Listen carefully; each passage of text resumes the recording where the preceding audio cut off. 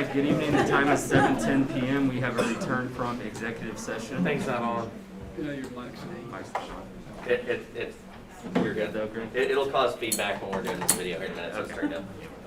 All right, so now we will have the Pledge of Allegiance.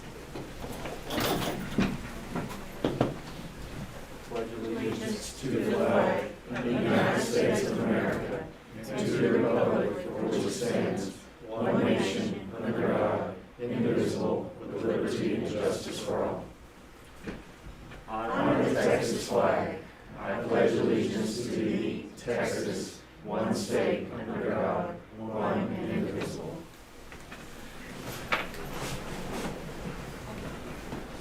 Then we'll have a moment of silence.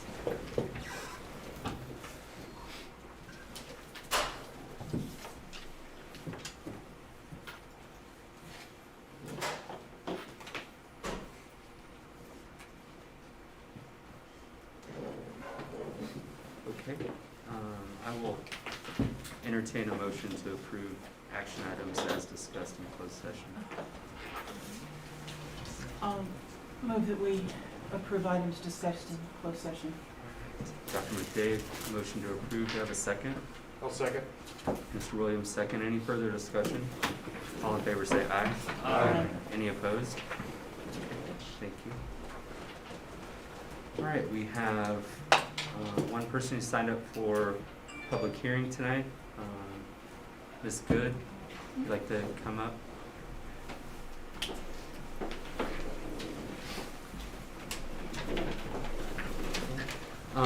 You will have 5 minutes to speak. Mr. Hawksworth will keep time, and the board will not respond, but we do appreciate your time tonight. Yes, thank you. Good evening, members of the school board. Dr. Wright. First, I do not speak for everyone, but I am sure all teachers and staff would like to say thank you for providing the virtual days this semester.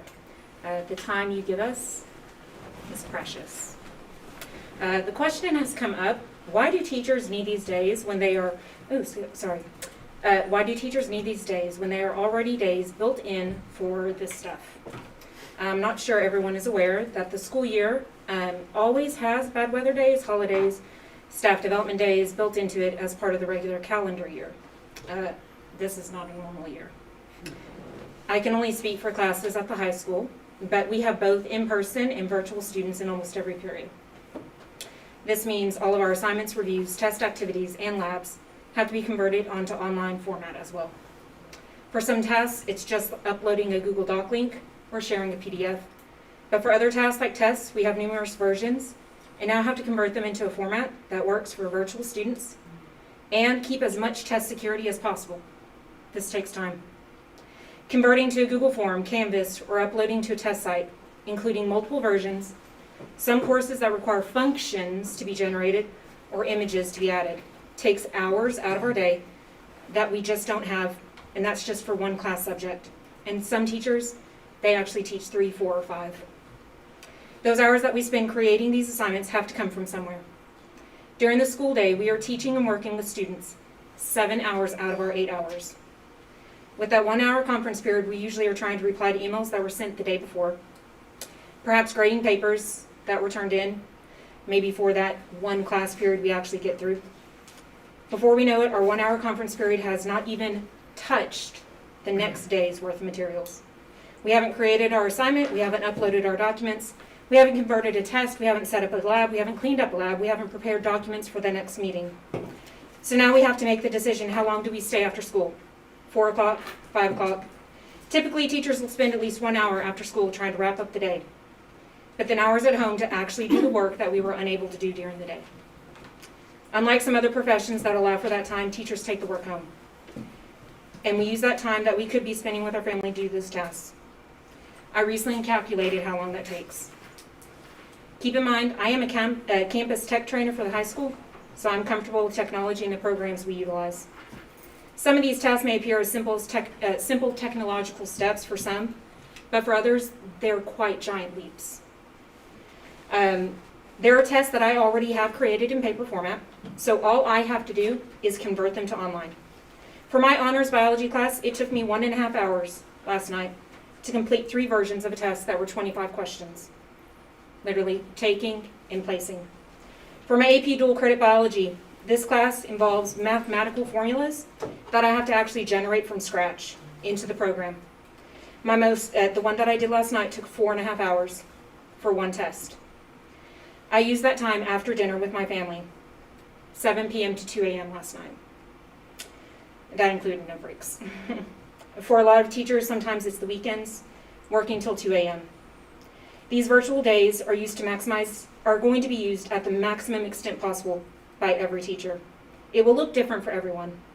I will use it to create my unit's worth of materials for the next one. Yes, I've taught for 14 years this subject, but I always need to adjust things. My students will work on writing their next portion of their notes. Perhaps they're actually answering their lab questions that they would have done in class with me anyways. Now they get to do it at home. Please understand that those 8 hours that we're now working and get to work are 8 hours that you've actually given back to us to spend time with our families. And that is very much appreciated. Thank you. Thank you. All right, actually, the TAPR. Right. Okay.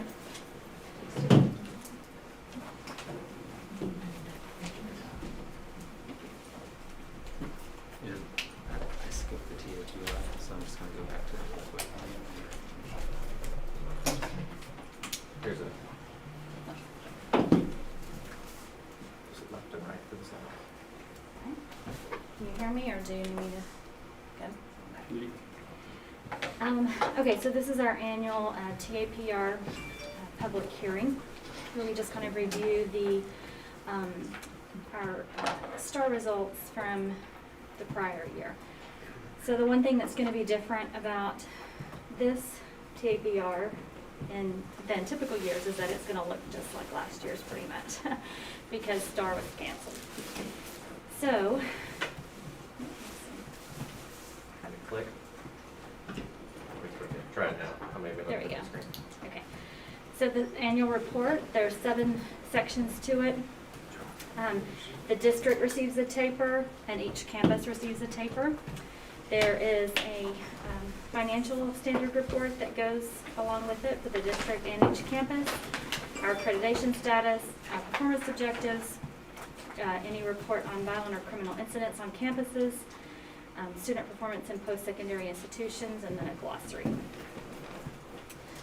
So section 1, it's compiled by TEA through PEAMS and student test scores, so STAR, EOCs, things like that. It's published in 2 different formats. They're all available at TEA, and you can get the HTML version or a PDF.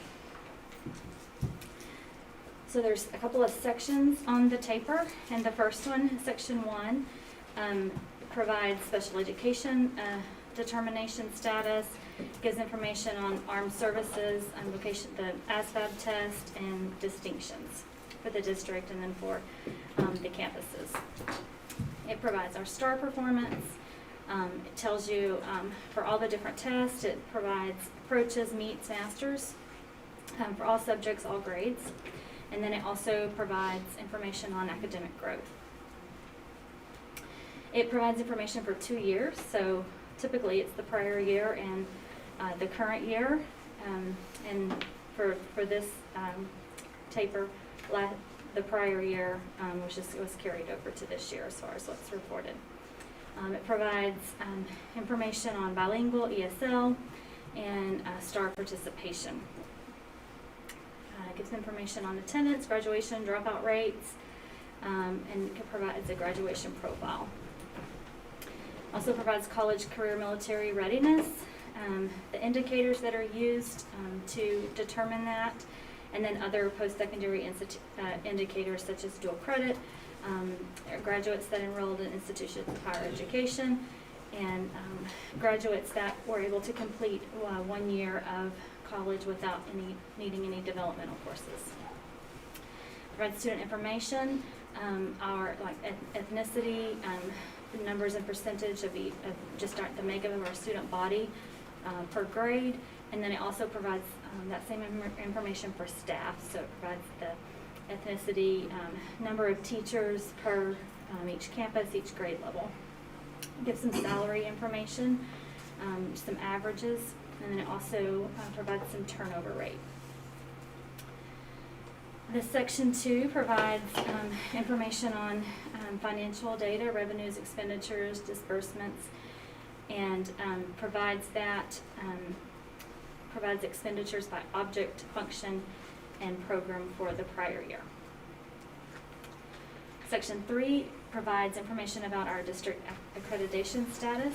So they either assign TEA assigns accredited, accredited warned, accredited probation, or not accredited, and we're accredited every year. To determine that, TEA looks at accountability ratings for academics, accountability ratings for finances, data integrity, and program area deficiencies, if there are any related to the results-driven accountability, which is another type of accountability report that we get. Campus performance objectives based on our campus improvement plans.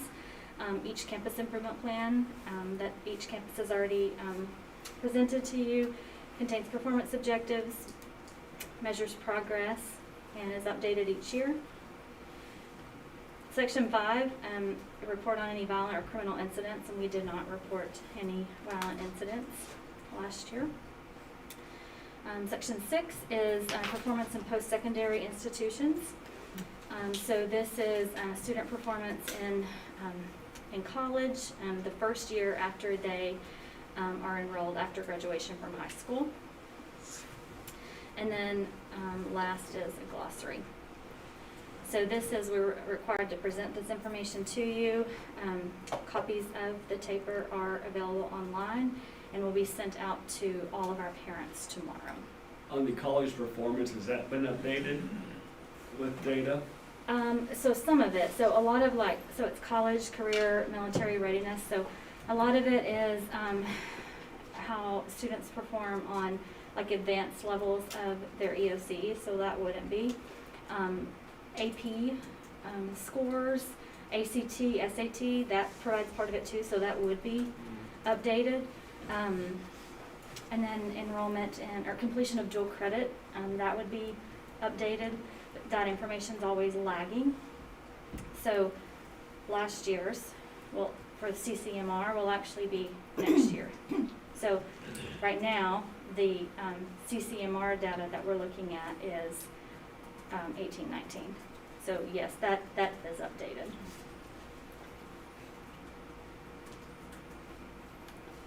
Any questions?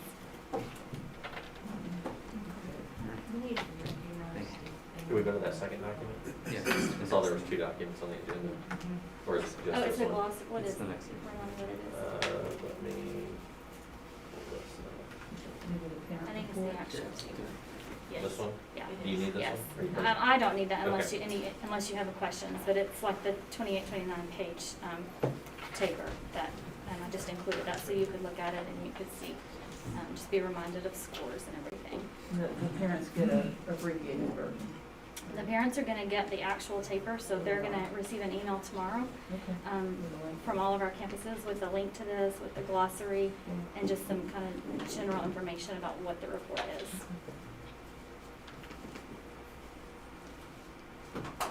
Any other questions? Thank Thank you, you. Dr. Thank you. Siebert. Okay, we're very excited to have our state championship band represented here tonight.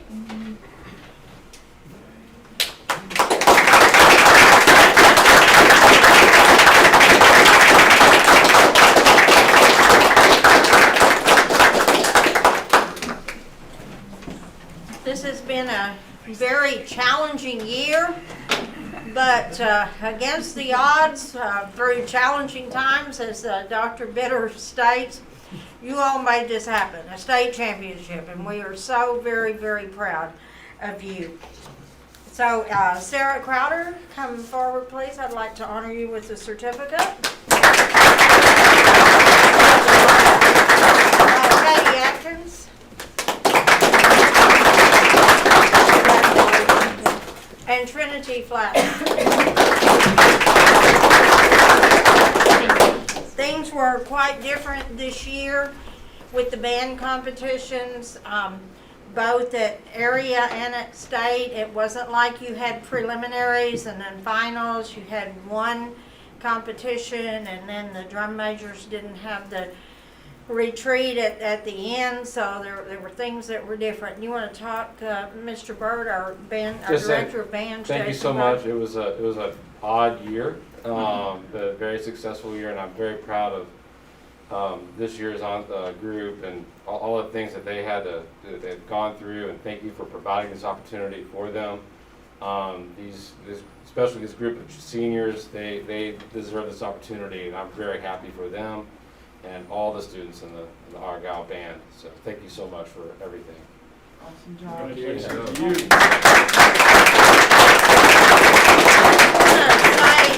Mr. Bird, the other directors, the students, the musicians worked so very hard from June, July forward to make this happen.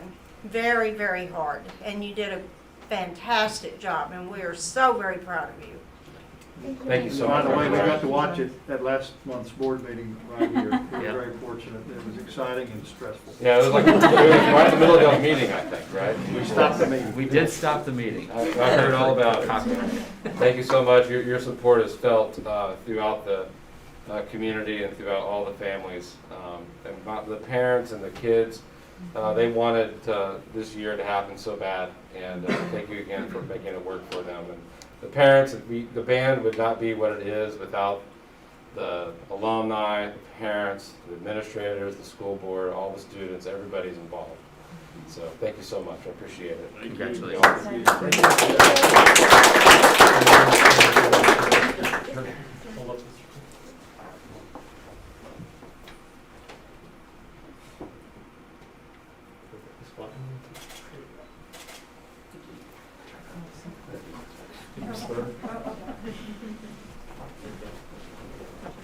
And we have our state championship football team represented.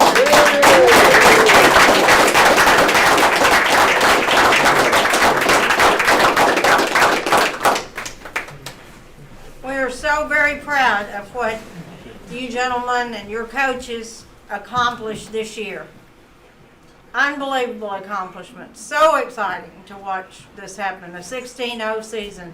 So, Coach Rogers, you want to talk a little bit about what that means to you and the team and what it took to get there? A lot of sleepless nights and a lot of early morning practices, and completely changing our practice schedules and our preparation plan for each and every week, and the kids being really committed to the success of the team and putting themselves second. I tell them all the time, when you say yes to something, you have to say no to something else, and I think they put their personal agendas aside for the success of the team. They've known all along that they had a really good squad. They do. They were athletic. They had a great combination of skill positions and linemen, as you can see. Very tall, rangy, fast guys over here by me. Okay, so it really works out well. Besides all that, we do have a great school board. We have a great community, and we have great parents that are supporting this from every aspect. They let me do my job, they let y'all do y'all's job, and we expect a job from them. And everybody did the role, and it turned out best. If you're going to ever win a state championship, you win it right in the middle of a global pandemic. It'll be always, a great memory. You won't ever doubt when Argyle won a state championship. It's that year. It's going to be that year. And so we did it on purpose, and we did it with a purpose. So we're very proud of them. I want them to introduce themselves just so you know who they are. That way, we didn't have programs a lot this year, so sometimes digital media is one thing. I'm Cole Kirkpatrick. I'm Tito Bice. I'm Zach Stewart. Jack Tucker, CJ Rogers. So we've yet to be determined about recruiting, but all these guys are going to get great opportunities in college, whether they play intramural football or full-fledged scholarship football, it doesn't matter. So it's awesome. I have certificates for them, but you want to introduce the most valuable player, offense and defense? We have both of them here tonight. This is Tito Bias. He was the MVP of the state championship game. Okay, right? What'd you make in all district? What was your all district honors? First team, I think. First team. Okay. The defensive MVP is Zach Stewart. What was your all district? Is that first team? First team all district. So all these district people didn't think very much of them, so they had to go win, all right, an all-state honor. Jack Tucker was just named to the Whataburger first team, all-state. That's all classifications. And CJ Rogers right over here threw for 300 and how many yards in the state championship game? 350. You just got to get 4 touchdowns before you get to 350 in passing, right? To get that. So CJ was the MVP of the district. Is that correct? Yes, sir. So they've all been recognized to some. Cole was the first team. I think I was the offensive MVP. You were the offensive MVP. The Denton Record Chronicle and the Padilla Poll have come out with numerous awards. They did not do the Associated Press All-State this year. Some unknown reason, some kind of pandemic or something. But the Texas Sports Writers will come out here in just a couple of weeks. So there's lots of honors coming up, and we'll have National Signing Day the first Wednesday in February. Okay? All right, Tito, I have a certificate for you.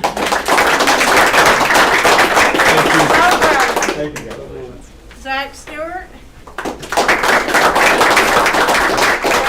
Thank you. Jack Tucker.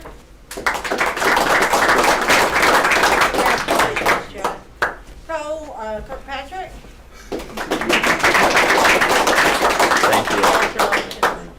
And CJ Rogers. Congratulations. We are so very, very proud of you all. Proud beyond measure. Thank you for being here tonight. It's awesome. Okay, Thank you. All right, want to turn it? Back up soon.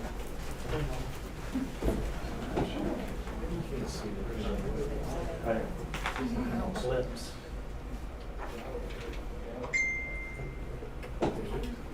Awesome job. In 1 week on Monday, the band won state in San Antonio, and the football team won state at AT&T. Then this past week on Friday, our cheerleaders went to their spirit competition, and they got second in state and got a silver medal, and we are very, very proud of them. And we'll have some representation from cheer next time to come. But tonight, we honor our school board. January is historically Board Appreciation Month, and we have a very unique theme this year called Navigating to Success. So many times during the spring, beginning in March and continuing on through the summer, we kept talking about how we were all in uncharted waters and how we were navigating a new reality. And so this navigating to success is a very real theme for us. And I want to thank our board, and then we have a video that we're going to show for the board. But I want to thank each one of these board members who has done so much. When we started school on the 17th of August, the board was willing to go forward with that start date for this community, and that was huge, to have face-to-face school beginning in August for our students. Also, the board supported a resolution for a one-time payment for our staff, and that was a huge plus for our teachers and our staff. So our board has stuck by the principals, stuck by the teachers, stuck by me through everything that we have tried to do in the fall semester, and I appreciate that very, very much. We've kept school going in our AISD and accomplished some great things, some truly tremendous things. So, President Slayton, I thank you so much for everything you mean to this school district. Thank you. President, Dr. John Bitter, thank you so much for everything you do for us. Mr. Craig Hawksworth, Secretary of the Board, we appreciate you very much. Mr. Brad Reynolds, your commitment to this district is phenomenal. We appreciate you so much. Mr. Williams, your unwavering support and dedication, we appreciate very much. Mr. McDade, thank you so much for everything you mean to this district. Expertise in the field of education is invaluable to this board. Mr. Richie Deffenbaugh, thank you so much. We appreciate everything you do for the board.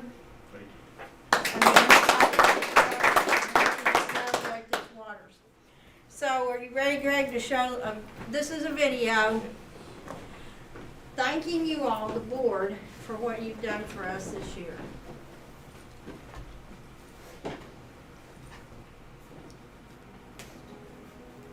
Thank you, school board, for all your hard work. Thank you for supporting our teachers through these challenging times.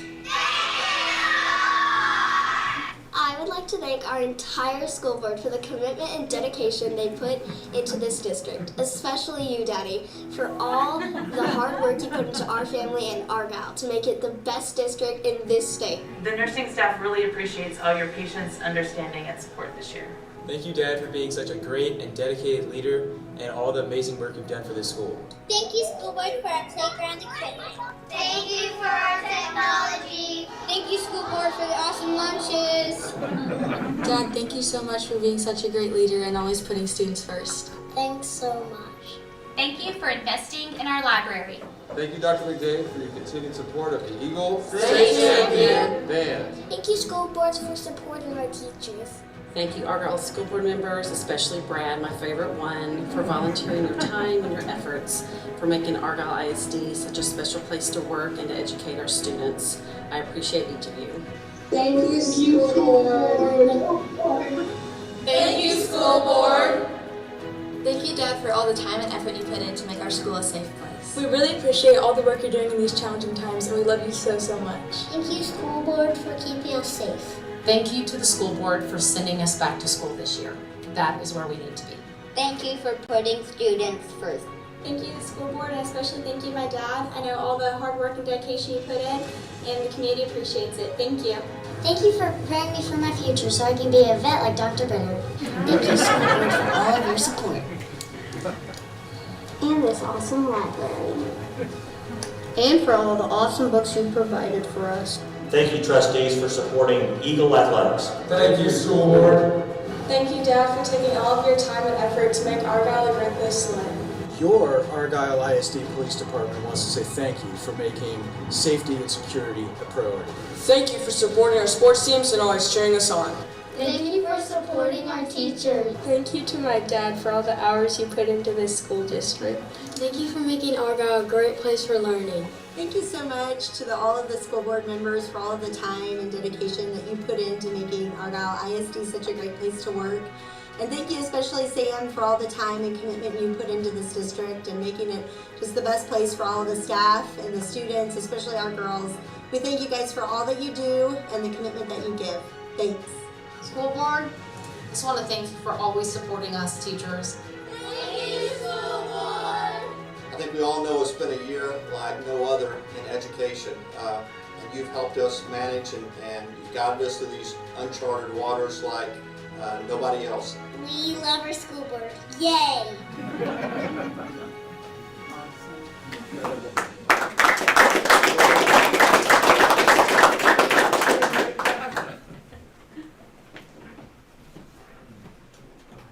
Nate, may I say something? As much as I'm so wonderfully humbled and all of that, I thank all of you guys. You guys are the front line of everything that goes on every day. I know the life you live. I just happen to be the fortunate one up here that kind of knows about some of that. And doing what you have done in these trying circumstances just blows me away. Your commitment to your teachers' dedication, the successes that we've had, the stressors that you've worked under, it's mind-boggling to me that what you guys have accomplished, and I'm honored to be up here to support you guys, so thank you.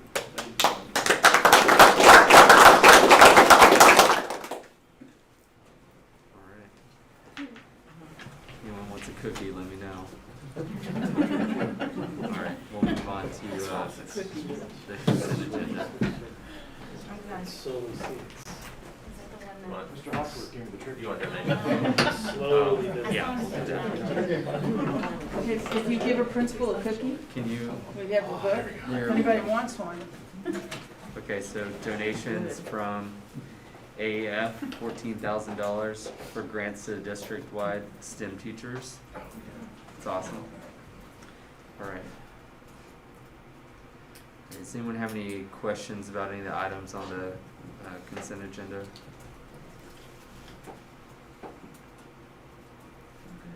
All right, I will entertain a motion to approve the consent items as presented. I'll make a motion that we approve all of the consent items as presented.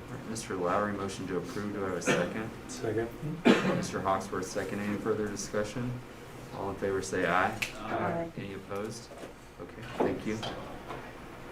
All right, now we invite our, First ranch. invite our guests to come up to speak on First Ranch.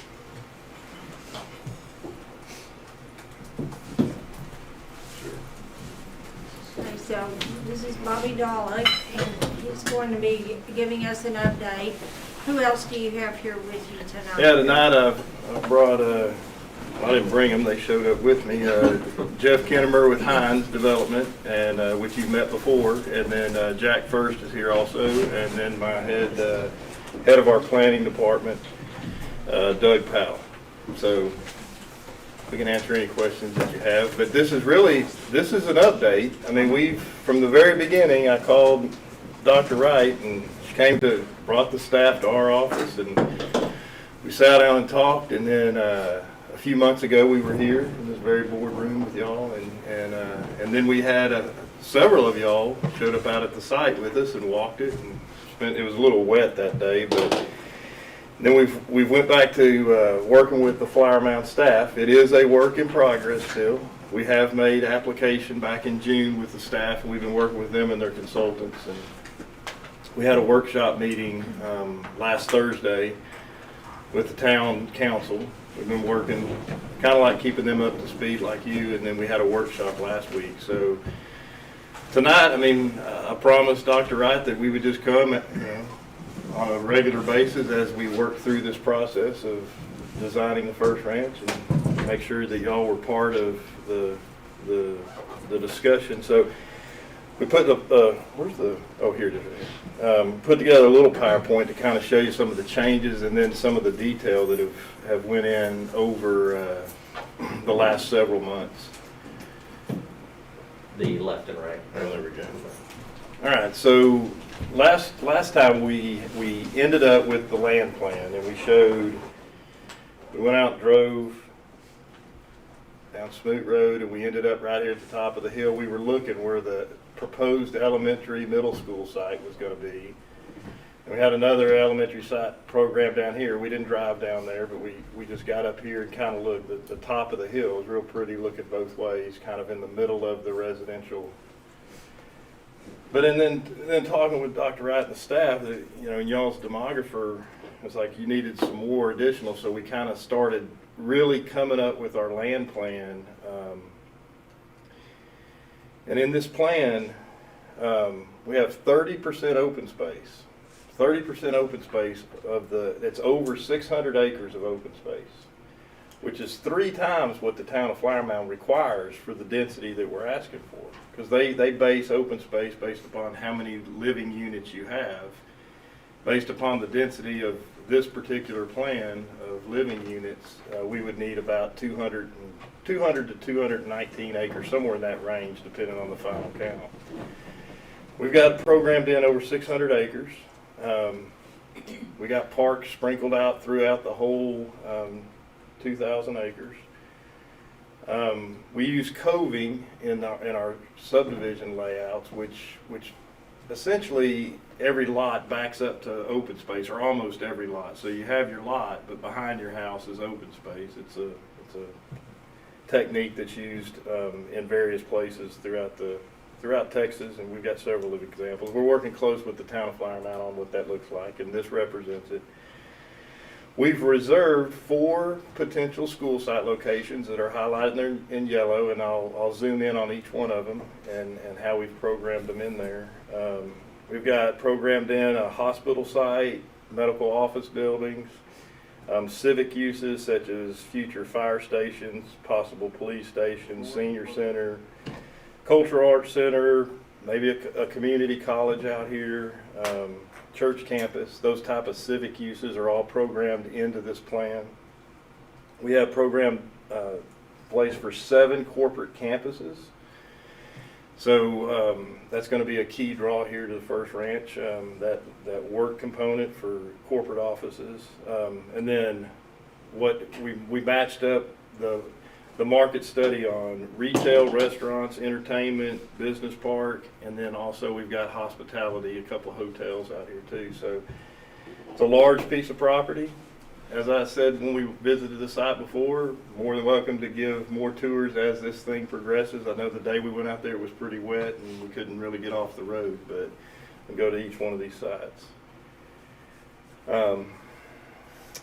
Let's go start up at the north, right adjacent to Liberty Christian, right on 377, is where we've programmed in a potential elementary and middle school, and they can be flip-flopped. You can put the middle school out, and it's just representation. It's a concept plan, but it's drawn to scale. I mean, those are actually elementary and middle schools that we've done in other parts of North Texas that we took off of our AutoCAD and programmed them in.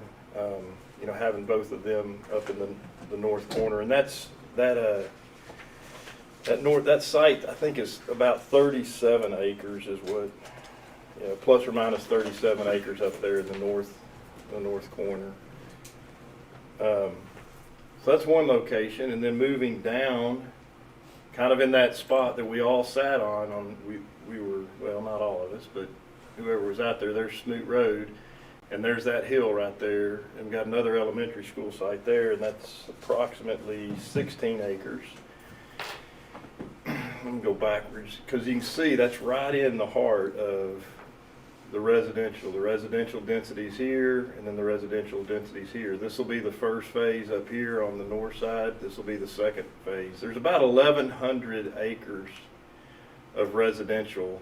If you draw up the central park here, this is all residential.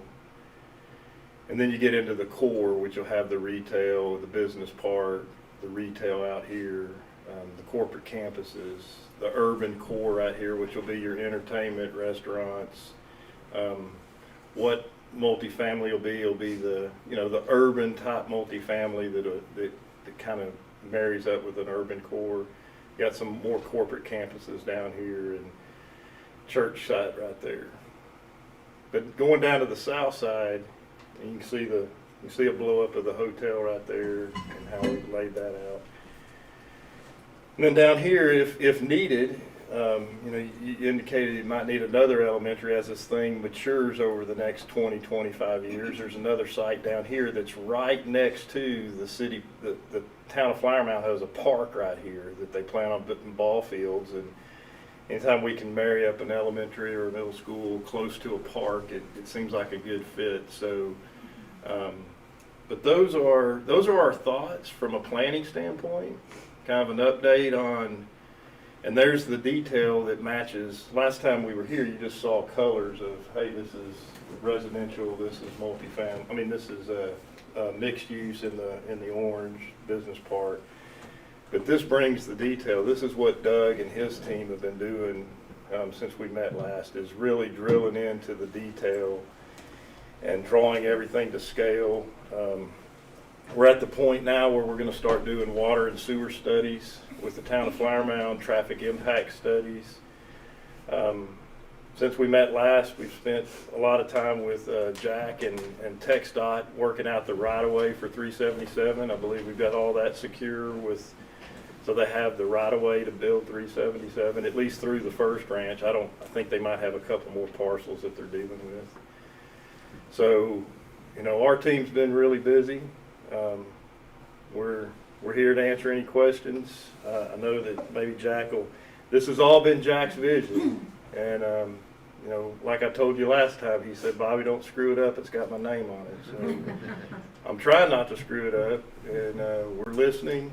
We're going to be going to a workshop with the Parks Board in Flower Mound. We're going to be at a workshop with their Transportation Board. We probably have another joint workshop with their P&Z and Council. So it's a process, and we've been working on it for over 2 years now, and it's coming together real nicely. Bobby, the acreage that was in the ETJ for Bortonville and ETJ for Argyle, you were talking about getting that moved into Flower Mound. Yeah, there's discussions with Bartonville. We haven't started discussions with Argyle. You know, Bartonville's the majority of it, and town of Bartonville, matter of fact, the assistant town manager said that they've got a meeting set up this Friday to talk with Bartonville some more on what that looks like, what that release looks like. So there's active discussions going on between them. You know, Bartonville can't control their ETJ. You can put anything up there. Jack would love to put this up there. If Bartonville will work with Flower Mound to make it possible. If they won't, then we'll, you know, ETJ, you can see what happens in ETJ up and down the road. You know, it's going in up and down 377. Everything in the ETJ you don't have a lot of control over. But we've got a landowner that has control over all the land. The town doesn't have control over it, but the landowner does, and his developer, Jeff Kinnemer, have a vision, and this is the vision they'd like to bring to the community. We do, of course, have your visioning journal. Yes, ma'am. Based on everything you're seeing at this moment in time, when would you realistically believe that we might get students from homes in First Ranch? Well, Jeff might correct me, but you know, the earliest I would see is 2024. I mean, if everything, because you've still got to go through the zoning process, then you've got a lot of infrastructure to put in. TxDOT said they're kicking off on 377 in 2024 and be finished in 2027, but I've never seen TxDOT hit a deadline yet, so it's probably 2025, 2028 or something. When you say 2024, are you talking about like Q3, the fall of 2024? For our students? For students, you know, if we get through the zoning process either early this year or next year, it'll be a year of design, and you'll be putting stuff in 2000 and let's see, it's 22, 23, so you're putting the infrastructure in. You know, you're probably building houses, Jeff, correct me if I'm wrong, it'd be 2024, right? 2024? Probably early. Yeah, early 2024, you'd start on houses up there on that north end. Do you envision putting in commercial and residential at the same time, or are we going residential first? Or I know there's a lot of variables going into it. Just what's the vision?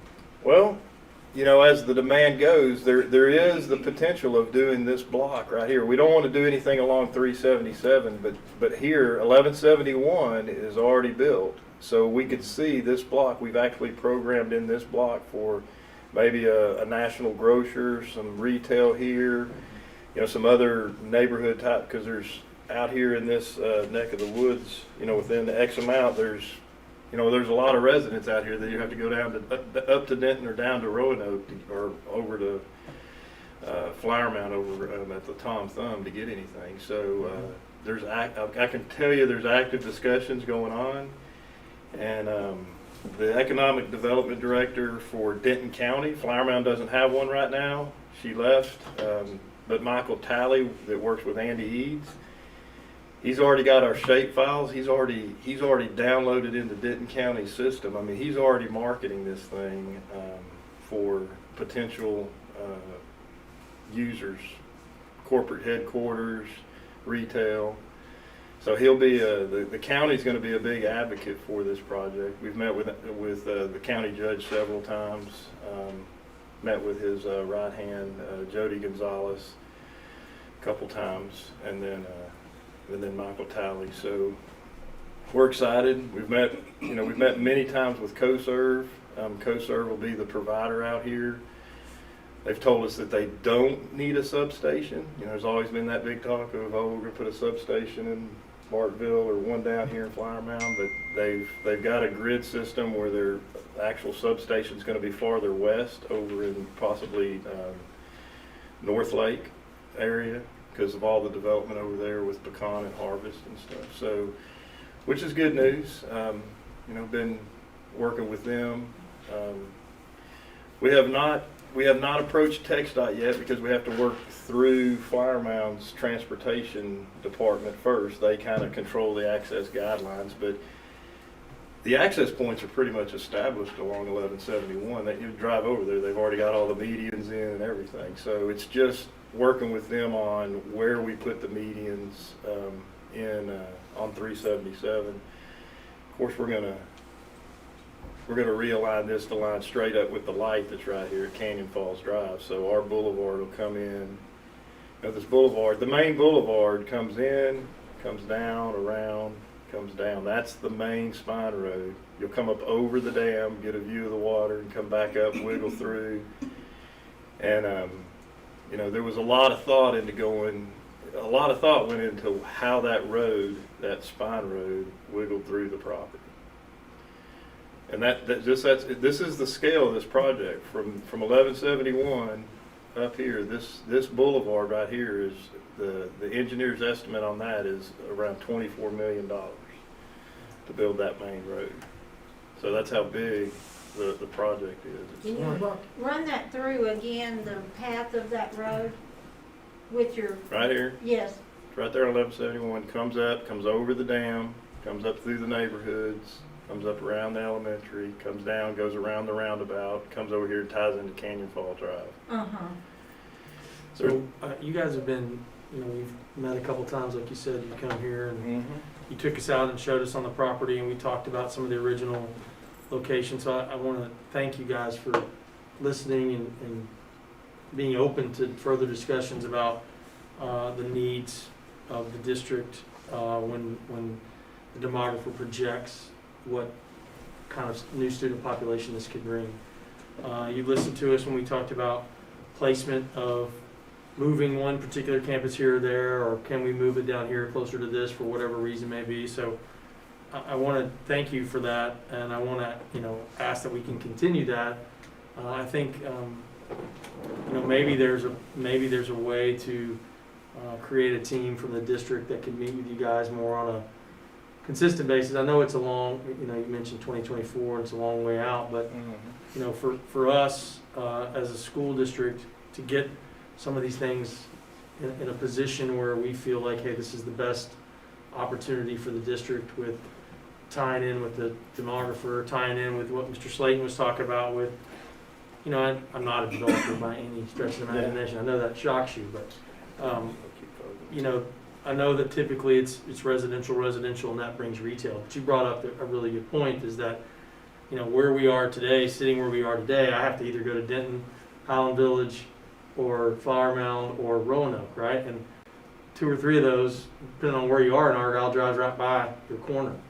And so that really helps us from a tax-based perspective. So I'm glad to hear that you're certainly open to that and looking into it yourself. And just want to thank you for listening to us this far, and hopefully we can continue those conversations and get this thing fine-tuned to help support the district. So we're about as I'm probably one of the most excited about it. Maybe Jack's more excited than me and Jeff is, but I might be third at most excited. But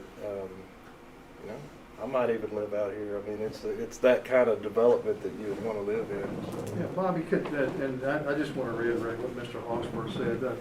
First of all, thank you, and thank you, gentlemen, for being here. I think, really what we're all looking for is a win-win situation here, and I think if we can work together, we'll achieve that. This is obviously a very, very nice development here.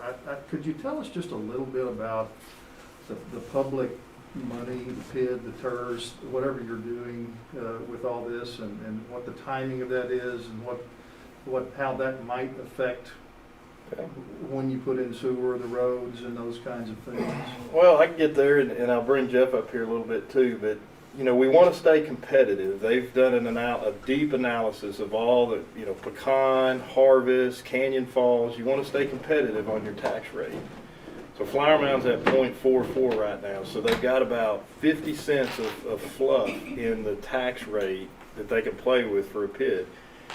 The estimate of just the major roads, water and sewer, if you can think of a skeleton running through the site, the major collector roads, not all the subdivision roads, just the major collector roads, it's about, and some of the parks, it's about $320 million worth of improvements. Now, you can't put a PID bond together for $320 million worth of, it's about 30 to 40% of the infrastructure cost is and that'll keep that tax rate at right about 48 cents, which will put them competitive. They'll be under Harvest and under Canyon, under Pecan and under, because you want to stay competitive. You want to be able to sell your product here, and these residents pay similar to what other residents are paying in the area. So it takes a vote by the citizens. It takes the town council of Flower Mound to put it on a ballot, and it takes the citizens of Flower Mound. It's the only city in the North Texas that the citizens have to vote. It's a simple majority. Simple majority of the citizens will then that vote allows the PID to be created. Now, there's a lot of work that goes into the PID. You got to match up the dollars, the $120 million, to the infrastructure that's going in, because those bonds are sold to put in infrastructure, paving, roads, sewer, water, that kind of stuff. So it's all very regulated. And it probably won't be all sold at once. Those bonds will be sold as it develops, and it'll probably be sold in 4 or 5 different lettings. So those bonds, it won't be $120 million worth of bonds. It might be 30 or 40 at a time. And so you can keep up with the infrastructure. So just this first phase right up here, it's going to take about 7 years to build this. And then we'll transition down to this. And during that 7 years, you will see some of this commercial start popping up along here.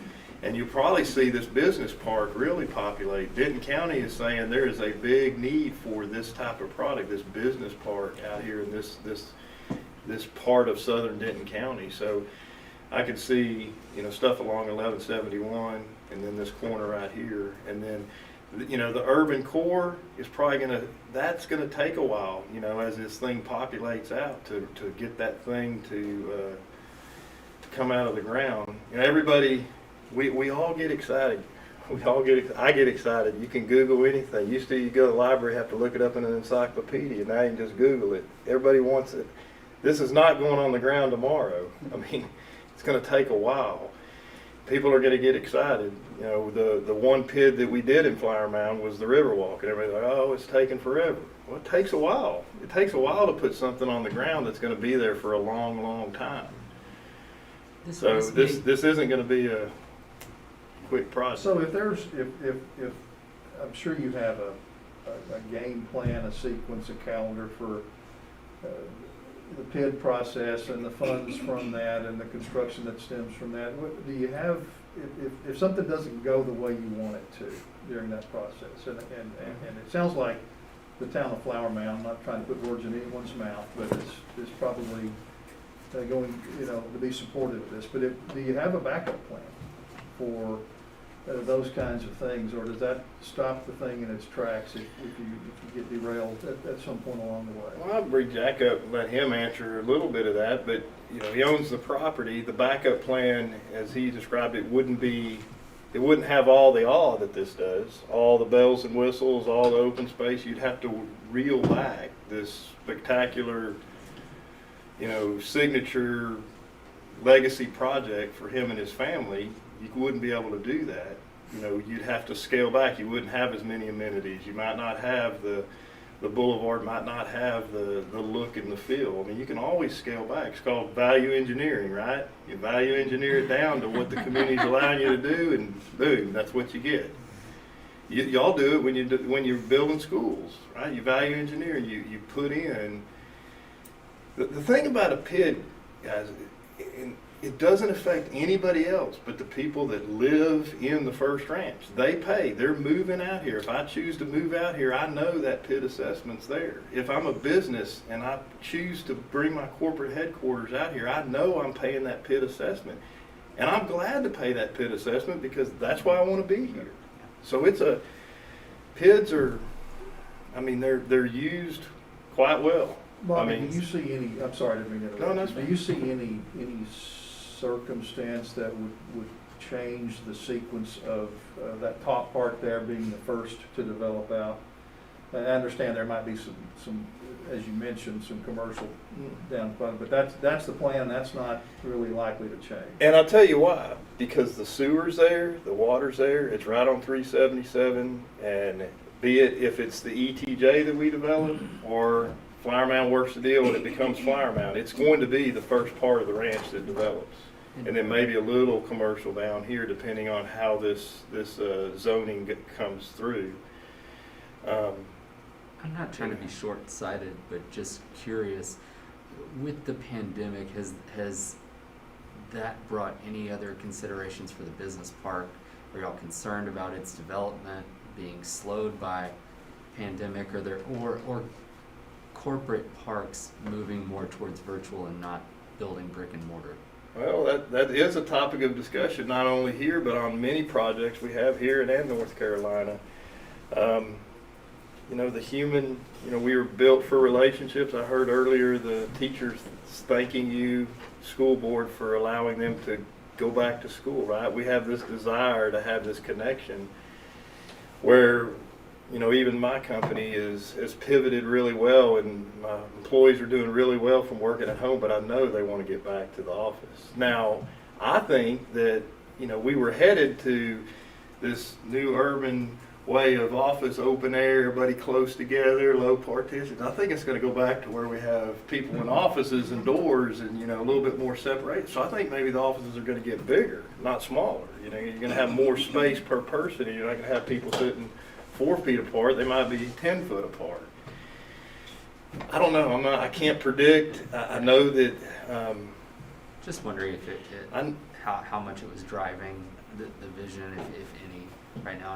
And I know it's short-sighted on our project. It's going to be 20 or 25 Yeah, it's 20. Yeah, that's right. We're trying not to react to the current state. That this is, you know, you've got Charles Schwab, and you got all that stuff along 114 that's come in, the corporate headquarters that are coming into this area. You know, this school district, this area of North Texas, the housing choices, the quality of life. You know, we want to attract another boutique hospital out here like we did at the Riverwalk. I mean, they're going to come because of the plan that we're creating. If we can create the plan, you know, it'll be easier to attract those corporate offices here. Bob, let me just add one other thing to the comment on the office development is, you know, there are a lot of companies that are, you know, because of the pandemic that are thinking maybe they want to get out of some of the more dense cities that they're in and get out to areas like this where they've got a little more room. Maybe they've only got, you know, 50% that are working at home, 50% that are in the office, but those that are in the office want a little more room. So there is a scenario where this will bring, you know, companies that want a different kind of environment. And our density, just the density on the 1,100 acres is 2.4 units per acre. It's been down, so we started, I mean, we went down, we were at, what, 3,400 single-family residents? We're at 2,600 now, just because of the open space and the way we're laying stuff out. So, you know, it provides that. So, you say 24, you might get started on that first phase. Well, the houses will start. We'll start putting the infrastructure in as soon as we the get. houses, How Yeah, the many house. houses do you anticipate being able to build in a year, build and sell in a year? Well, Jeff can help me with that, but in the market study, I think the first year was like 180. Yeah, And it's 100. planned out, and y'all have Probably the the market first year will study. probably be, 1 to 180 like Bobby said, but ultimately we'd like to be doing a pace of about 250 a year. Okay. Once it gets some momentum going. And that's realistic, Right. as far as a timing And perspective. how many builders will you have in that first phase? We'll probably have, typically we like to only have 2 builders on each. We're live streaming, so come on out. We want to have housing product for everyone. Everything for, young families to empty nesters, age-restricted 55 plus, and then the product in the middle, the larger move-up homes and so forth. So we'll typically put about 2 builders on each lot size. If you start getting more than about 2, that they start struggling, competing among themselves like that. So we would probably have somewhere between 6 and 8 builders here, just depending on how we, as we go through zoning, how many different lot sizes we get approved. But I would say more than likely 6 to 8. We don't want to get too many, but we want a nice variety. We want, very distinctive styles and architecture, and we want a difference, a lot of variety and so forth. So I would say, 6 to 8. And then we'll evaluate, I can see us having a custom section too, where we can go find the best custom builders in this area and have a little enclave that just has the custom builders together. One of the things we're doing, and every live streaming this, which is great. Yeah, sorry, just a second, I'm having to change. Now you can change it. I thought I had the last slide on here that had my the First Ranch. So the website for the First Ranch, we're keeping all of our updates on it, and then Flower Mound's going to create a spot on their website also that we download information as this thing moves along. And when he's talking about the quality of the houses, I mean, this zoning ordinance, when you do a zoning like this, it comes with design standards. And the design standards are like 287 pages thick already, and they'll probably grow, just the detail of what the builders have. So that way, it's a 20-year project. Somebody needs a rule book to go by on what was intended. So there'll be design standards that are adopted with the package that are very specific. And we've had 5 of Jeff's builders in our office kind of making sure that we weren't coming up with something that they couldn't achieve, because if you look at some of the elevations, it's pretty nice. I mean, it's houses like you haven't seen. So it's the attention to detail is and that's why we put together a project like this, so you can put that detail to the whole project. I was going to chime in and also say thank you for the communication. Thank you, what Mr. Hawksworth said about listening to us and adapting and making some changes that would, seem to be working better for us, for school sites. I also want to reiterate about trying to get in whatever commercial can be in there. I understand it's rooftops and then commercial typically. But you're right, that corner has lots of traffic, lots of through traffic. I think regardless of whether residences were there, this is my personal opinion, that if you had retail down there on that south end and even began some of that inner structure that you were talking about, you'd have people that would show up, regardless of whether you had houses on the ground or not. Oh, we agree too. I really think, and so for us as a school district, we're always working a little bit behind, and I think we talked about this the day that we were out visiting on the property. Because we have to sell bonds in order to do anything. So if there's land that needs to be purchased, if there's buildings that need to be built, we always have to look for our taxable assessed value. And so if the rooftops come first, yes, it adds to our value, but does it add enough for us to be able to float a bond for the amount of money that we're gonna need to put a school there to support the residents that are there. So it's kind of a timing thing for us, which is why we want to be in the loop all along. Because if we're going to have kids that we have to put into the schools in 2024, I mean, assumedly, you got to back up a couple of years to build a school, and you got to back up even before that to even have a bond election. So if we're talking bond election, it's probably in our near future. We're 2021 now. We're a little over 3 years away from possibly having kids on the ground there that we have to educate. And if you're looking at, a 2-year at least cycle to even do the architecture on a building, get all the permits, the approvals, build it and all of that, and then back up even before that to run a bond election.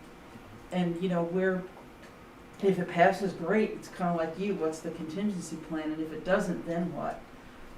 So we have those factors as a board to look at, which is our taxable assessed value, the ability to even put a bond on the ballot, and then have that time frame. So we have to be a couple of years ahead of time in order to be able to do our piece. And that's exactly why we came to y'all. Before y'all were one of the first ones we talked to, right? I mean, we wanted to be. That. Typically we don't. Of course, we don't work on projects like this, but typically we're not going to the school board until after we're through plating and we're ready to construction, and then the school board's catching up. Mm-hmm. So this is kind of new for us too, being this far ahead of the game. That's why the communication is great, so we know kind of all along how things are going.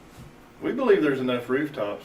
The market study believes there's enough rooftops to kick off some of the residential too. If you look at the market study, so we're going to do our best to kick off what the market will bring to the area, because they follow rooftops. But you got a lot in Canyon Falls, Trailwood. Second phase is done. There are going to be 310 houses there. You're starting to get the density of rooftops to attract some of those retail users. And if you got a master developer like Hines and First, I think that goes a long way to attract those type of users also. What else would be down there? Were you talking about the grocery store down there in that northeast corner? What other? Well, Doug might help. I mean, we've laid this out like a Target, a big HEB.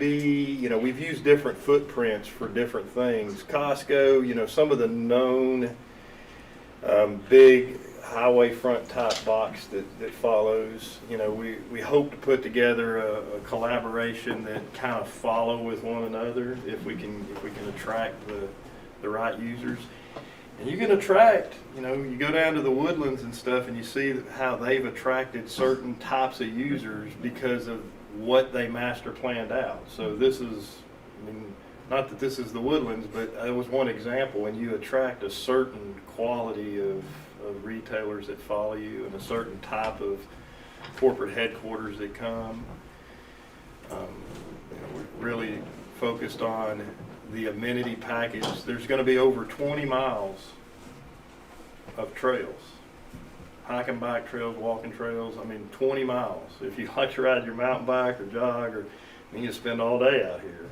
I have a feeling there'll be people driving from the Metroplex to come out here and go between the parks that we create and spend the whole day out here. It's like some people go down to the Katy Trail to walk, drive all the way down there just because it's cool.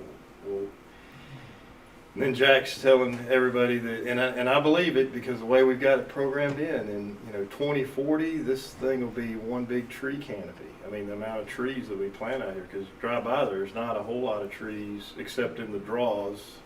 We've actually shot over 750 specimen trees on this project. So we've had to shoot all the specimen trees. That's one of Flower Mound's requirements. And then we're designing around as many of them as we can. I think we've probably saved 75–80% of them just keeping them in the open spaces. And then we'll probably save another certain percent just in our design as we get into each pod. But it's a pretty cool piece of property, and it changes from north to south and east to west. I mean, it's kind of like Texas, you know, it's like you got East Texas over here, you got West, you got the Plains, and you got the Panhandle. I mean, it's its own little state of, as far as the terrain. I mean, you can go to different spots, and it feels like you're in a different piece of property. So you're anticipating your multifamily to be in that squared area there? I mean, for the most part, I mean, Most that's, part? yeah, most part, you'd see, you know, loft, you'd see stuff over the top of things, you know, like the mixed use ordinance requires an urban core, and you create that urban core by having some height and some mixed use and that, and the boutique shops, and, you know, for the most part, that's where it's all at. I mean, there's some scattered out, there's nothing but residential up here on the north side. And then the hotel, I mean, the hotel here, one down here.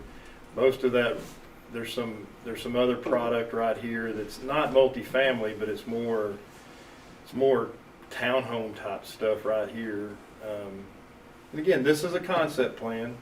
20 years from now, you know, the user comes in and wants to change one of these pods up a little bit. I mean, there's flexibility in the code, but the guts, the skeleton, the amenity package, the infrastructure for sewer and water will support that growth that comes here. If we're like a community college, we got, you know, you can put a pod.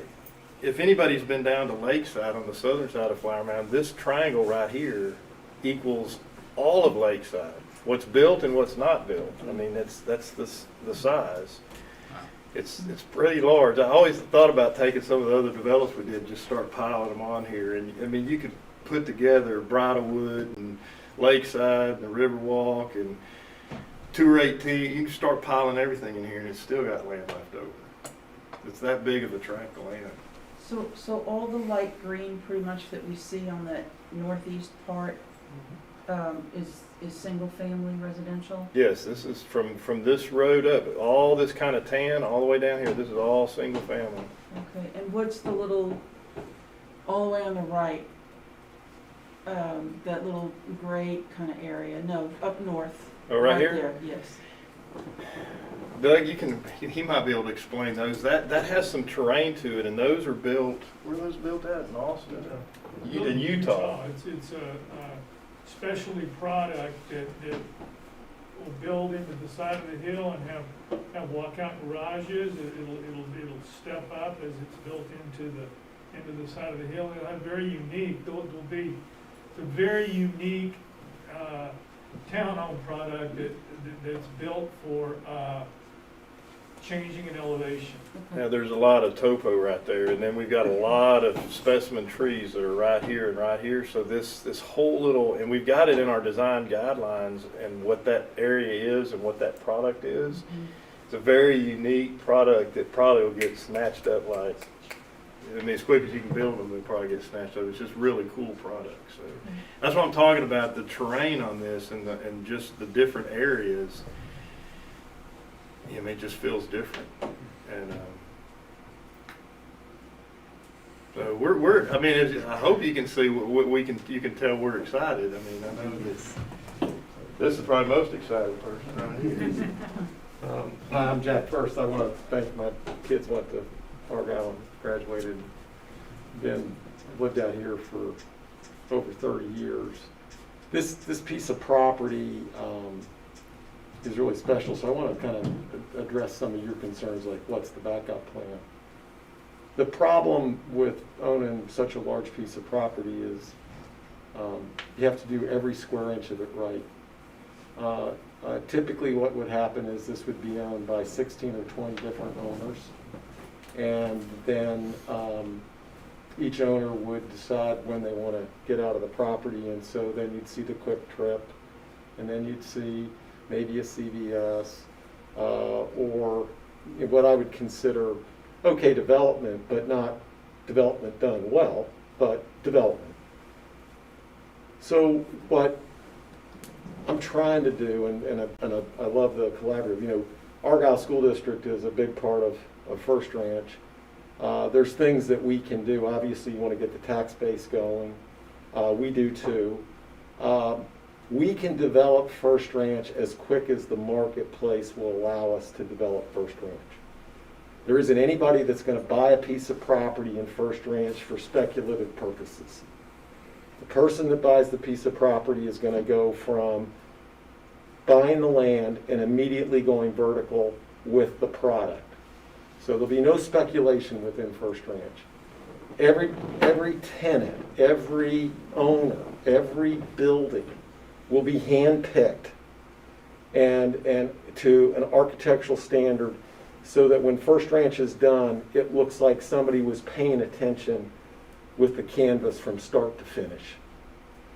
And so in order to do that, that's why we got to coordinate with you guys to figure out what you want. We have to coordinate with a grocer, a hospital. It takes a village to build a great community. And so it would be my hope that the excitement would be, let's help First Ranch find the right tenants. You want a tax base?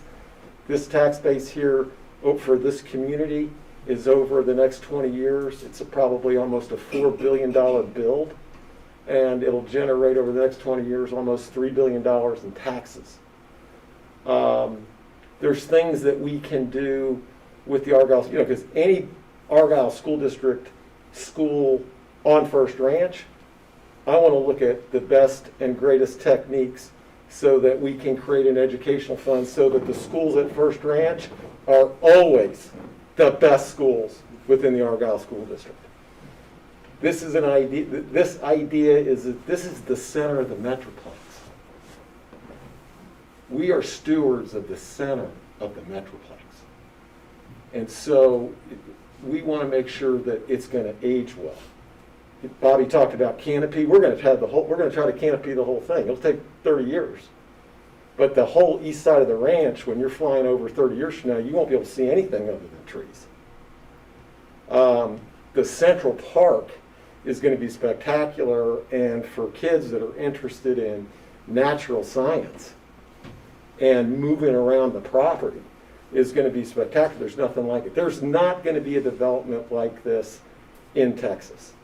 And the reason is that either I'm dumb enough, but who wants to basically take the time, the energy, the amount of effort that it's going to take to bring this tapestry together is phenomenal. 2 years with the best planners. These people don't work for free. To try to basically create something where we can bring, modern lifestyle with a rustic feel, to keep this southern Denton County feel for folks that in 2050 that can kind of go, it's not the first ranch that you did the ranch tour on, but oh my gosh, it's really, really good. And so that's the nature. So, we've got things we have to do. We've got jurisdictions that either are going to want to play or not play. Let's assume that Flower Mound and Bartonville can't agree on an exchange. What are we to do? Well, I could take a pause, see whether it be new leadership a couple years from now, or 4 years from now, or 5 years from now, start all over again. Or we can smartly figure out how to develop the north end with a municipal district. And I don't know what that looks like. There are alternatives, but I'm going to work my tail off the next year to basically join us. This is the right thing to do with this property. If we don't want to do this and we want to do something less than this, then we're going to get what we deserve. And it's going to look an awful lot like some of the things that are happening in our community today. And if that's what the community wants, then, ultimately, I'll play out, sell the land to somebody else, and they'll try it. But my heart's in this place. I raised my kids here. I've lived here longer than most people in the room. And I'm proud of what we built at First Ranch, from a cutting horse operation and a cattle operation. We've shared our ranch with the Boy Scouts, the veterans. There probably isn't hardly anybody in Argyle that hasn't spent some time on this ranch, either invited or they jumped the fence. Okay? And I know it happens. And it's all good. And Burger Lake, I can tell you, I know the kids. The last 15 years of kids, I know they know Burger Lake pretty well. And the fishing is great there. But when you think about what we have the opportunity to build and to be the stewards of the center of the Metroplex, and we hear you. You know, if I could get a grocer tomorrow that says they're ready for that corner, we'll do it. But it's sequencing. Right now, everybody is saying it's going to take Jack forever to get this thing entitled. So when they know that it's going to take forever to get entitled, I can't get an HEB to basically pay much attention to me. But if I'm entitled, then it's a different story. And so we're working really hard to get entitled. We've got a lot of jurisdictions that we have to deal with. We've got emergency, we have an emergency, what do they call it? ESDs. The ESD. So, you know, we have an ESD up in the Bartonville ETJ that we'd like to merge into the Flower Mound. We'd like to make it all one town. But if for whatever reason we can't make that happen, we have alternatives. They're not what I would dream of. I'd be brokenhearted. But I just have to make a decision as to how much time, how much energy do you put forth. You take a horse to water, you can't make them drink. I mean, and look, everybody has different points of view, and people can either share your point of view or not point of view. But this land is going to get developed. The question is are we going to try to do this wonderful tapestry and collaborate and work with one another to see whether we can make it really cool, or whether it's going to get stymied in process, and then it'll turn into whatever it might turn into. But this is an unusual situation where you have 2,000 strategically located contiguous acres smack dab in the center of the Metroplex. Our community is going to change. We've always had the railroad tracks. My property is the house for all the power lines. But 377 and 1171 is getting ready to change the whole character of Western Flower Mound. We're going to have a flyover. So 377 is going over and 1171 is going under. So all of a sudden, this rural, rustic community is going to look like Grand Central Station with the flyover. And so what we're trying to do in this development is to basically hide that. And so we've worked really hard to bring in almost every product type that you can imagine to try to create a buffer around that flyover, and then allow the beauty of that ranch as it goes east for our participants, with that central park through the middle of it that kind of creates that wonderful buffer. Anyway, I want to thank you guys. It's a lot to think about. It's a big tapestry. There's lots to do here. But it can be done really, really well. And the reason I brought Heinz in is they were around for 65 years. I don't know whether I'll see the end of this project, but I'm going to bring the leadership on the front end to make sure we know what we're doing, and that we have succession planning in place, and that when we're done, it's going to look like First Ranch, and I've got my name on it. If we're not going to do this, I can tell you that there won't be a First Ranch, but there will be a development.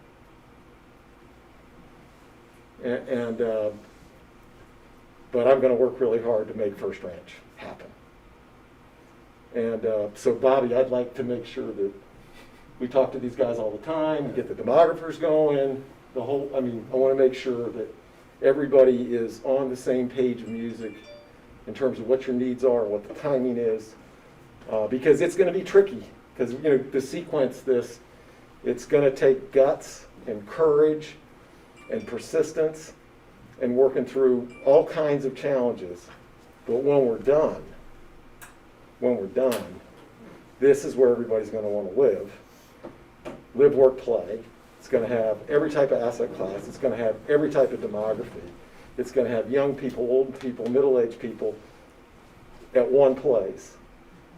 And it's going to be, and everything around it, from a real estate perspective, is going to go up in value because of this, because First Ranch is going to be so highly amenitized.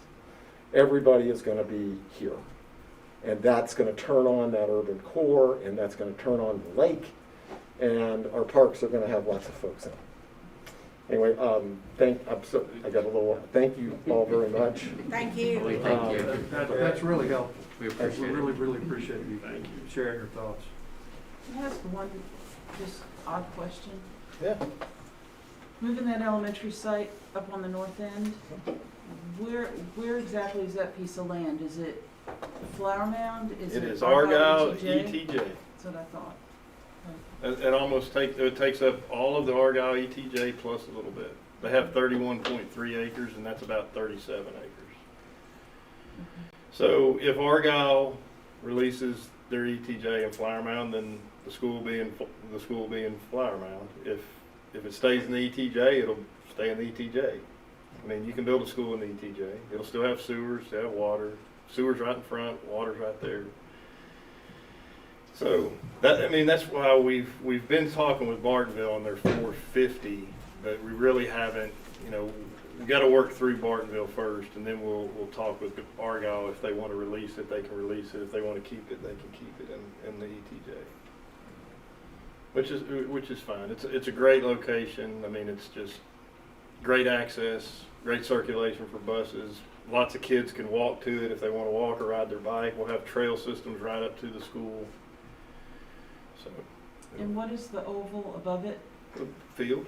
Okay, it's just the field. The practice field, a track around it. It's Oh, a is that regular middle football school? field with a track around it. Okay. Kind of just like the football field up there, same, just kind of. Well, yeah, and I saw that. So it'd be the concept you have there is it's next to an elementary school. Yeah. Yeah, so you could flop the middle school and the elementary. We could play with. We've done, I don't know, several dozen schools. So we can lay out, help y'all lay out whatever you want, and then once Jack was talking about the schools are going to be the best in the district.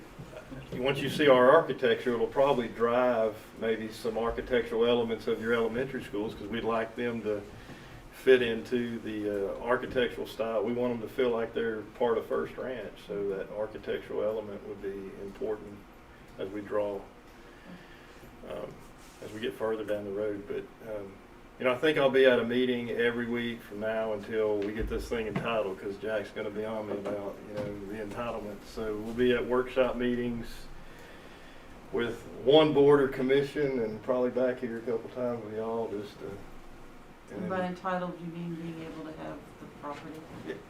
Well, we have he owns the whole property. Well, we're the right to start moving dirt, the right to build. The zoning, entitlements, the zoning. Okay. I mean, it's zoned agricultural right now, but it's land use plan according, just like Argyle has a land use plan. We're following as close as we can with a few little tricky modifications, on how we're bringing in the ETJ and spreading density around. But for the most part, we're following the intent of the master plan of Western Flower Mound, the gateway into Flower Mound from the west. That's our attempt, and Kalina will, I promise you, if I don't call her, she will call me. She has my cell number, and that's why I'm here tonight, because we were going to come in December, but y'all moved the meeting, and we missed it by 1 week. But this is probably a better meeting anyway. We were a little bit farther down the road with our design, so let us get some more discussions. I have some really cool slides of all the parks. I mean, we've got the parks that are all intertwined with the trail systems. I mean, field day at Argyle Elementary or Middle School is going to be awesome. I mean, everybody bring their bike, and we're going on a field trip from park to park to park. So. Thanks, we appreciate the effort. You're welcome.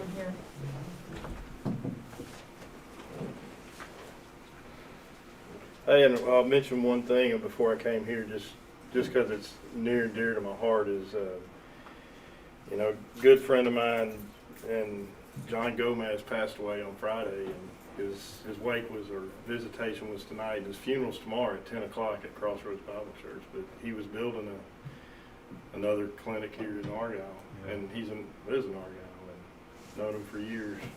You know, he kind of came to me just like Jack did. He came with a dream of building Rapid Med and helped him do that. But anyway, just thought I'd share that and keep Rebecca and his boys in your thoughts tomorrow, because tomorrow's the funeral. Thank you. Thank you. Thank you. Thank you.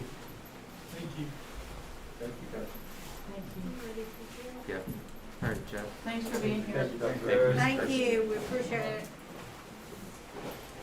Jeff, you ready? Jeff Coleman. Construction now. Yes, sir. Good evening. Haven't seen you in a while.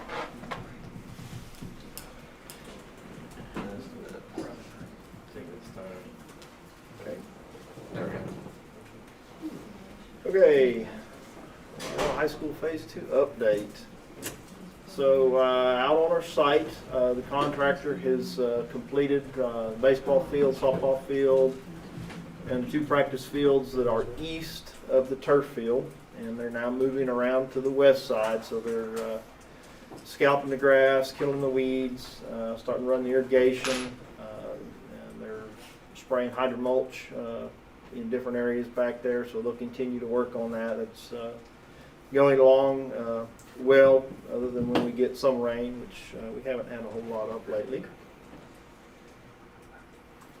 At our fine arts, they have more or less completed the lobby except for painting and flooring in the auditorium. You can see in the center photo they've got the big millwork desk is installed. There's cabinets behind there that are a little harder to see in the picture because they're a dark color and the walls got a dark colored tile. On the left, this is a view of the front of the lobby where you can see all the glasses in. You can actually see some formwork in here where they're doing the porches, getting the concrete formed up, rebar installed, ready to pour the porches. And as soon as they get that, they can start cleaning up the site out front and hopefully get that fence pulled down maybe a month or 2 before the end of school. They are continuing to work with sheetrock, installing lights that have to go in, some of them ahead of the sheetrock in the high ceiling area of the auditorium. The picture on the right, this is the top of the auditorium in the back. They've got a 2-level platform. They've covered the entire auditorium with a scaffold and platform so that they can get up there and work on those areas just from standard height ladders. So that will still be up there for another 6 to 8 weeks while they work their way out of the top and down to the bottom. In the areas around, some of the theater arts classrooms in the back, dressing rooms, the band hall and choir room off to the side, they are painted out with the first coat of finish paint. It gets a final coat later. But they've got grid ceilings going in, and in the next month or so, they should be ready to start dropping ceiling tiles in those areas. In the gym, they've got the exterior veneer finishes are all but complete, just a few little minor columns and connections to finish. They are installing the large AC ducts in the gym, the 2 main trunk lines that will serve each side. Insulating the roof drains. We've got a little bit of stud walls, metal stud walls, and sheetrock in this area. It's mostly block, but they're working on that. Our Tectum panels are starting to deliver. That's a sound absorbing material that they're going to put on the walls to just help with the acoustics of the gym. So they've got about 25% of those on site being stored in the gym. They've measured for all the basketball goal equipment, and they've come out and checked that, and it's released for fabrication. And the guardrails, which will go along this front on each side, home and visitors, have been fabricated, and they'll be delivering the first week or so of February for installation. Jeff, are we looking at the visitor side there? This is looking at the visitor side, So yes. the home side's gonna be deeper and taller and. Home side more is seating. deeper and taller and more seating, you've got it. Definitely. Bigger and better. The roof will complete this month. It is in the dry. They're actually working on it now, doing a flood coat, and they should have the gravel on it soon. In our classroom addition, they are starting to install our ceiling grid on the first floor, which has the first of the finish coats of paint on there. So it's got a primer coat and a finish coat. And then once they get all the cabinets installed and flooring installed, they'll come back and do the final coat. The connector corridors, which connect the new classroom wing to the existing wing on one side and to the existing gym on the other side, are ongoing. They're installing the storefront framing and glass, and over the course of the next month or so they should pretty well have that wrapped up to where we'll actually have a completely enclosed courtyard out there. On the second floor, they are still doing some tape bed and texture and starting on the primer coat of paint, and as I already said, the corridor glass is starting to go in. In the field house, they've got a lot of materials that have been delivered out there. As you can see in this photo on the right, this is the weight room. It is absolutely full of air conditioning duct that's waiting to be installed. They are installing all their mechanical, electrical, plumbing, rough in, both in walls and overhead. The flat roof is in the dry. The metal roof is in the dry. They've got the metal panels have been rolled. If you've been by there, you can see stacks of them sitting up there where they've rolled them out to length. And then as soon as they wrap up the classroom addition, doing all the trim work, they'll move over here and start putting panels on. Here's the snapshot of some of their projected dates versus actual dates. Projected here and actual on the right. You can see everything is still tracking ahead of schedule nicely. The one slide I didn't see in here is that they actually did complete the administration addition, and we did get released by the town to occupy. So we've actually put some people in there when we needed some spaces, so they are starting to use it. It's still got some punch list work they're doing, and you know, it's still going to get a final clean before it's done, but we are able to use it now, and they didn't even put that in here. Right now, the different areas of the building, we are projected to have all of them complete by, let's say, end of May, except for the auditorium. The auditorium space itself is going to still take quite a bit of the summer to finish. The field house is going to be very close. I don't want to say they'll make it, but I think they might. And the gym is another area that's going to take some of the summer to complete. But all of our instructional spaces will be done, ready, furniture's scheduled for June, and we hope to make a very smooth move-in out of this. Their look ahead, what we can expect to see in the next month is completing the windows for those connector courtyards. They'll have all of the roofing dried in. That's not complete, but all the roof areas in the dry over the next 2 weeks. They'll start the grid ceiling in the fine arts. They actually have already started. They'll finish it, and they should be dropping the ceiling tiles. Exterior finishes will be fully wrapped up at the fine arts. They will start the sidewalks and then get to the landscaping, and then hopefully we'll get that fence pulled down out front and look like a school again. They will start painting the gym interior, all the block, do the block fill and paint. They will start ceramic tile in the restrooms there. Classroom addition will finish painting other than the last and final coat, which they will save to the bitter end, just for damages and that kind of reason, so they're not continually redoing it. Our field events should complete over the next month. They have got to finish up our high jump and then install the equipment for discus cages, shot put circles, those kind of things. The tennis courts, not on this list, but that is not going to be finished until probably April. They don't want to put the surface on too soon. I guess it can get stained with the landscape and all the dirt that's blowing out there and the work around it.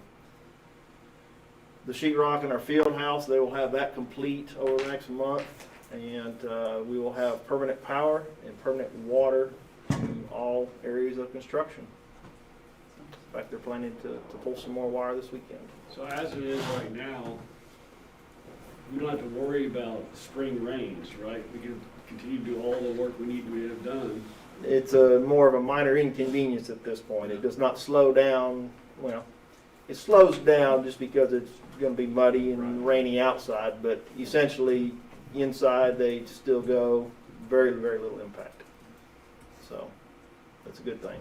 It's a good place to be. Any other questions? Just one more quick thing, not on the agenda specifically, there's no presentation for it, but I do anticipate a building permit for our administration building probably in the next 2 weeks or maybe less. So hopefully we can see some dirt start moving right toward the end of the month, 1st of February. And what's that project estimated to take? I don't know the calendar days, but I believe it will be finished by the end of November, I think sooner. But right now with the number of days in the contract, it looks like that's going to push it to about the end of November contractually. But we're already discussing how we can make sure that we push that as hard as we can to get in as soon as we can. Have you had any safety concerns on the job site as you've been out there? I have been out there. There have not been any, no major safety concerns that I've seen. Just some minor things that you see every day out there. Nothing major. The scaffold in the auditorium is probably one of the most dangerous things they've got right now. It's inspected daily. And right there at the stairs you start up on, it's either got a green tag or a red tag. If it's red, you don't go. So it was green tagged on Thursday and I went up. Anything else? Thank you for Thanks, that. sir. Thank Thank you. you. Thank you. Thank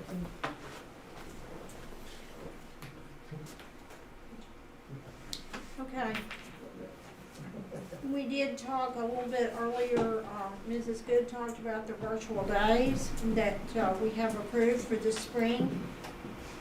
You all, the board, approved a waiver in December, and I did submit that waiver to TEA, and it has been approved. So we do have 2,100 minutes that we can convert to virtual time in the spring without losing any days.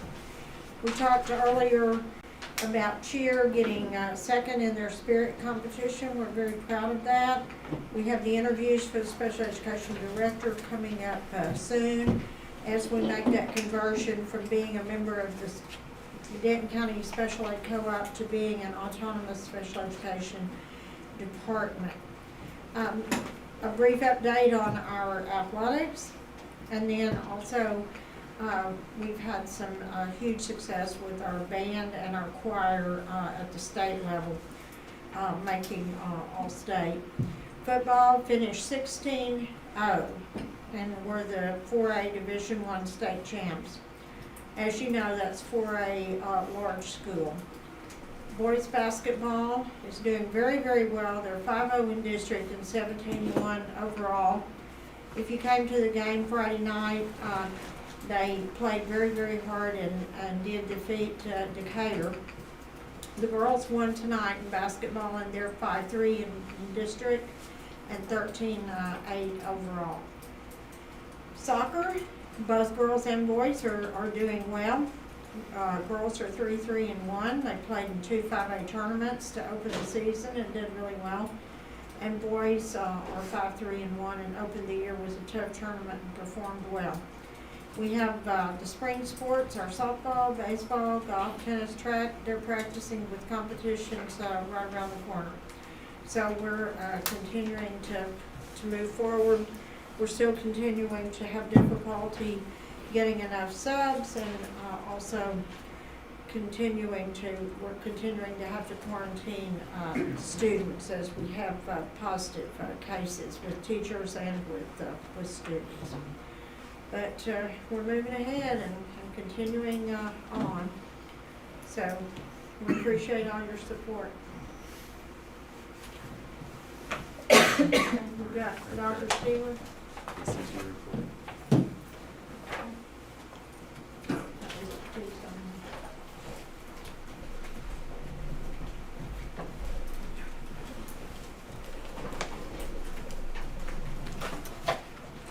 Can you make it a little bigger?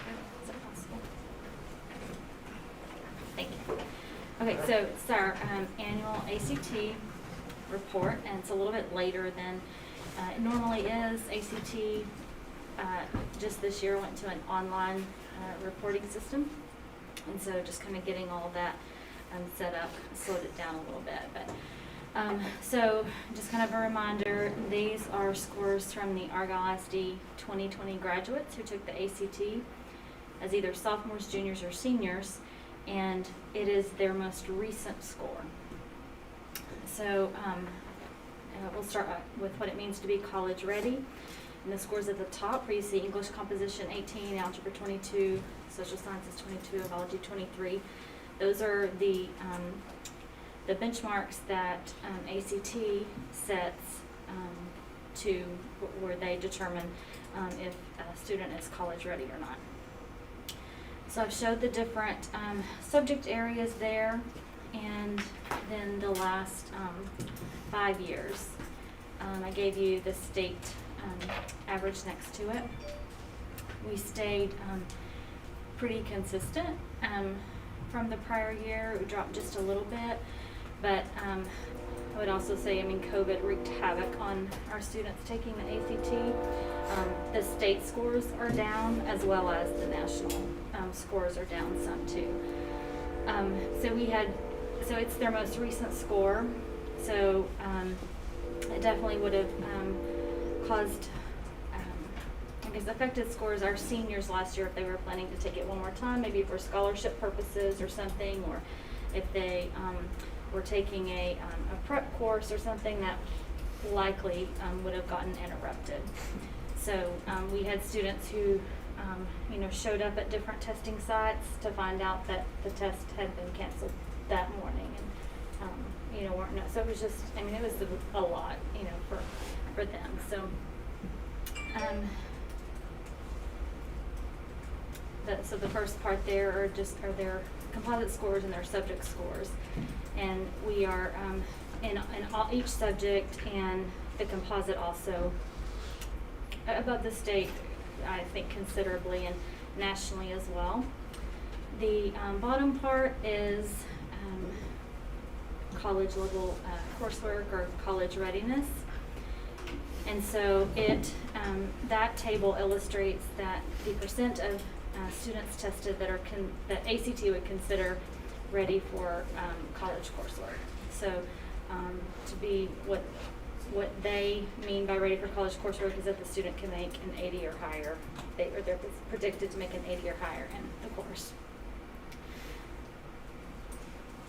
So I showed you the last 2 years there.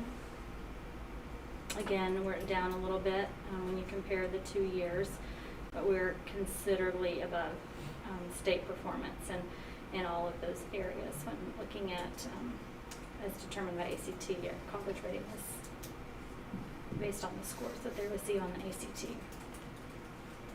And what in general would you, I mean, I know about the whole COVID thing, but what would you attribute that to? Because I noticed that on the STAR testing also. What I contribute what to? The lower performance. Well, is it some of the virtual learning impact? Is it? Yes. I mean, on STAR, there were, other than like the fall EOCs, there weren't any tests. There weren't any. I mean, STAR was canceled last year for the most part. We didn't give STAR in 20. Okay. Well, no, not this year. I'm thinking about the year before, but that was in the spring. Okay. Yeah, so I think it has to, when you compare our prior year to this year, I think it has to do with just their ability to, prep courses were interrupted. Yes, virtual, instruction, the pandemic, and two, it's their most recent test score. So sometimes we do have seniors that, they have a pretty good score, but they're trying to get a higher score. Maybe they got into the college they want, and they're trying, to increase their score with scholarship money. And so they wouldn't have been able to, those spring tests wouldn't have been able to take those. Gotcha. You said that they're down both across the state as well as the nation also, so there's something going on there. Yes. Probably all the things you mentioned. It's gotta be hard too with all these kids moving in, at least in terms of assessing how Argyle ISD is preparing these kids. Because now we have more and more kids who have a big chunk of their education is somewhere else, and they're coming here and taking these standardized tests. You almost have to have an asterisk or another column about kids who just, if you want to evaluate our educational system, Right. it seems like. No, you're exactly right. I mean, we have kids even coming in as juniors and seniors, and or you say seniors, and so they're receiving very little of their prior instruction from Argyle ISD, and then Would there be a way to, and I'm not asking a bunch more busy work for you, but would there be a way to sort that and say, for the kids that have been here since 4th grade, their average score was this versus the ones that moved here when they were junior in high school, and their average score was this? You did some, Versus the one that came to that. That's right. I'm trying to remember when we would do something similar to We did that that. in the last 18 months. I thought we'd done some. For the most part, it's by hand. When we sort it, like we're able to, we have what's called continuously enrolled, and so if a student is, that's a sub-hop now. So if they're continuously enrolled in any grade, it means that we're here three prior years to test date. So that's reported just in PEEMS to the state. But like to go through and say, if you were here since kindergarten or 4th grade, or we would just have to individually. And we'd be chasing a constantly changing number every year, trying to track that. One thing that was helpful to me, this is 2 years ago or so, we weren't just comparing ourselves to the state, we were also comparing ourselves to similar school districts. Demographically, growth, etc. And I would like to see that comparison again, because we're always going to be better than the state because of the average. But I would like to see how we are doing relative to some of these other school districts that are in a similar position that we are, demographically, growth-wise, everything else, just to set some hurdles for us, set some bars for us. Right. Yeah, we can definitely do that. The report that we had done, we paid for that report. So, like, if I'm just going to make up a district that's Lovejoy ISD. Yeah, I think it might be. I can't pull their ACT scores, but we used a company that had access to all of those scores, and they, set 4 or 5, I don't remember how many it was, kind of comparative school districts, and did that. So, like, I could call the school and call the district and ask if they would share their report with me, but I can't go and pull it. We can't pull any district's total package on the what you shared tonight. No. I mean, I could get, if they did a board report or something, I could go research and find it, but I can't go into ACT and pull another district's report. But it's on the TAPR, right? It's on there, yeah. So that's all public, correct? Yeah, I could do that. I think it's not going to be as broken down as this, but if you're just looking at composite scores and things like that, yes, I think I can get that off of TAPR. Just be curious. Sure, yeah, be happy to do that.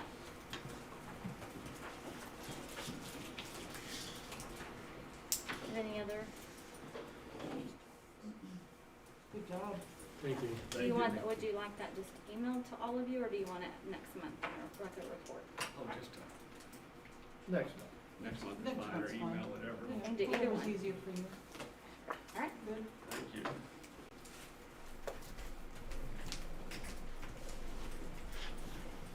Tom.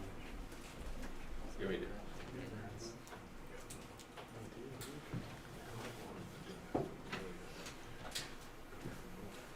How are you guys? Good. Okay, so try to condense it down a little bit, but so So this right here is the upkeep plan that we have and we follow every year. A little bit of bond money stuff over there at the end, but Jeff and I have been working together a little bit on this and kind of going around to all the principals and getting an understanding of the renovations that's got to happen to the campuses for this summer. He's kind of been taking care of most of that.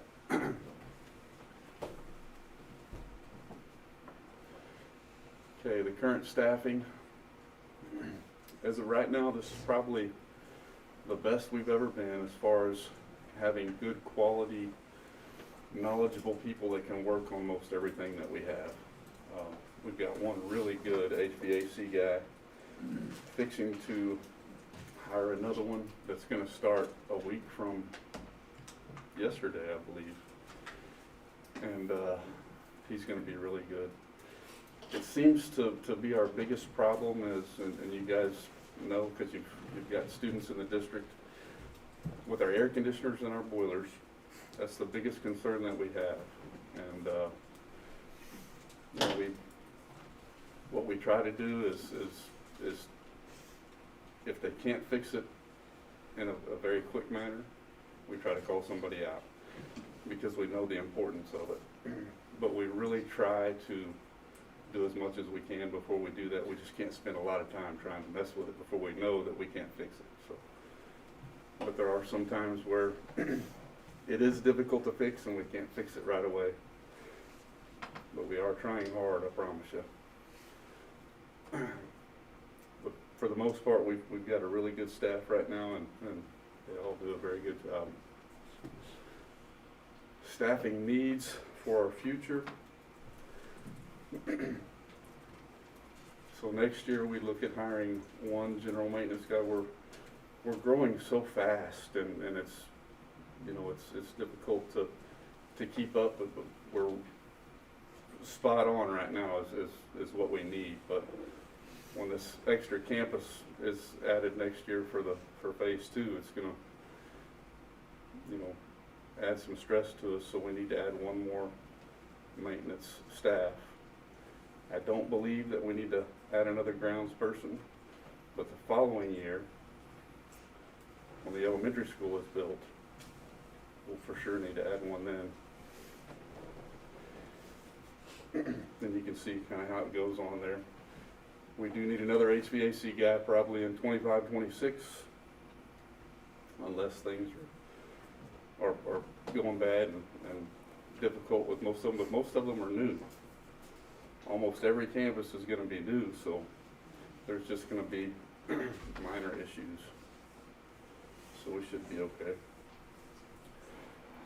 All right, building responsibility. I tried to show you this last year just to give you an idea of all the buildings in the district. I think it kind of helps for you to see it, and I know what we need to take care of. If you ever get a chance to go look at our warehouse, the warehouse has drastically changed in this last year. We've tore the floor out. We've started putting some racks in there. We've painted the inside of the walls. We put lights up. We put a garage door. And we put that landing area back there so it's easy to get to. So it's a very functional and operational actual warehouse now. So the only thing we're lacking is more pallet racks and then an electric forklift that we can move things around quicker. All right, so there was a lot of things on this item sheet that I took off due to the renovations that we're going to try to do this summer. But the things that are the most important that we've had trouble with this year are mowers and vehicles. We've had another vehicle since the last time I talked to you, breakdown, and it's really not worth fixing. So it's becoming a problem with as many old vehicles as we have and as many old mowers as we have. So I've kind of got a plan there to, this year we did get 2 Toro mowers, and then I've got another sheet at the end that I'll show you on our schedule of replacing mowers and our schedule to replace vehicles. But those are a big concern for our department right now. The rest of it is, pretty self-explanatory. It's not a whole lot. There is a new irrigation pump at the high school pond, the 377 pond. We do continue to have problems with that, and it's going to have to be replaced. And I did have somebody come look at it about 2 years ago, and they got it working and said we could make it a couple more years. And their price then was about $32,000. So I don't know. I'll have to, definitely get some estimates to figure that out, but that's going to be kind of a high expenditure. Do we pump water out of that pond to irrigate the grounds? We do. So we have a well there, so where we pump the water out of the well into the pond. Okay. And then we use the water in the pond to irrigate the campus. And we've been talking about, I know this is going to be in the later future, but when we do phase 3, we're going to have to put another well in there because the water bill, I'm hating to see what that's going to look like with all the fields that we got, and as big a campus as that is, because it's going to be all domestic water that or city water. Okay, so Is it all city water because we don't have a place to pump out of the well we have and a place to hold it and then pump out like we're doing over here? we have a well, and the well right now is just pumping a portion of the campus. And since we've made so many fields, we're going to have a baseball field, a softball field, 3 practice football fields, and then all those field events, and then all that. We don't have a pond to hold it in. Yeah, that's what I'm saying. So you're only, one well, one pump's not gonna be enough, first, if you don't have a place a pond to keep full to pull out of. Right. We've got detention ponds, but no retention pond.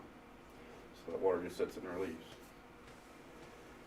And we really, as much parking as we're gonna need, we're gonna have to, in my opinion, later, and I've talked to Jeff about this a little bit, and we're gonna have to see how when that gets closer, but when the stadium's built there, we're gonna have to make those detention ponds a little smaller, in my opinion, so we can get more parking somehow.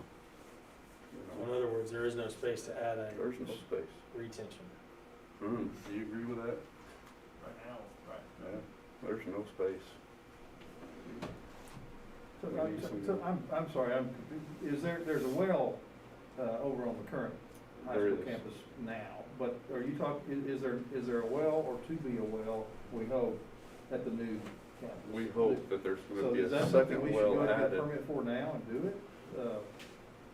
Well, we've talked about that, but They keep changing the rules on that, and the limiting and water tables and all this, I just wonder if that's something we should go ahead and do. well, that's something we probably need to look into. But we've discussed it, and we wanted to make sure that when we did phase 3, we for sure added a well into phase 3.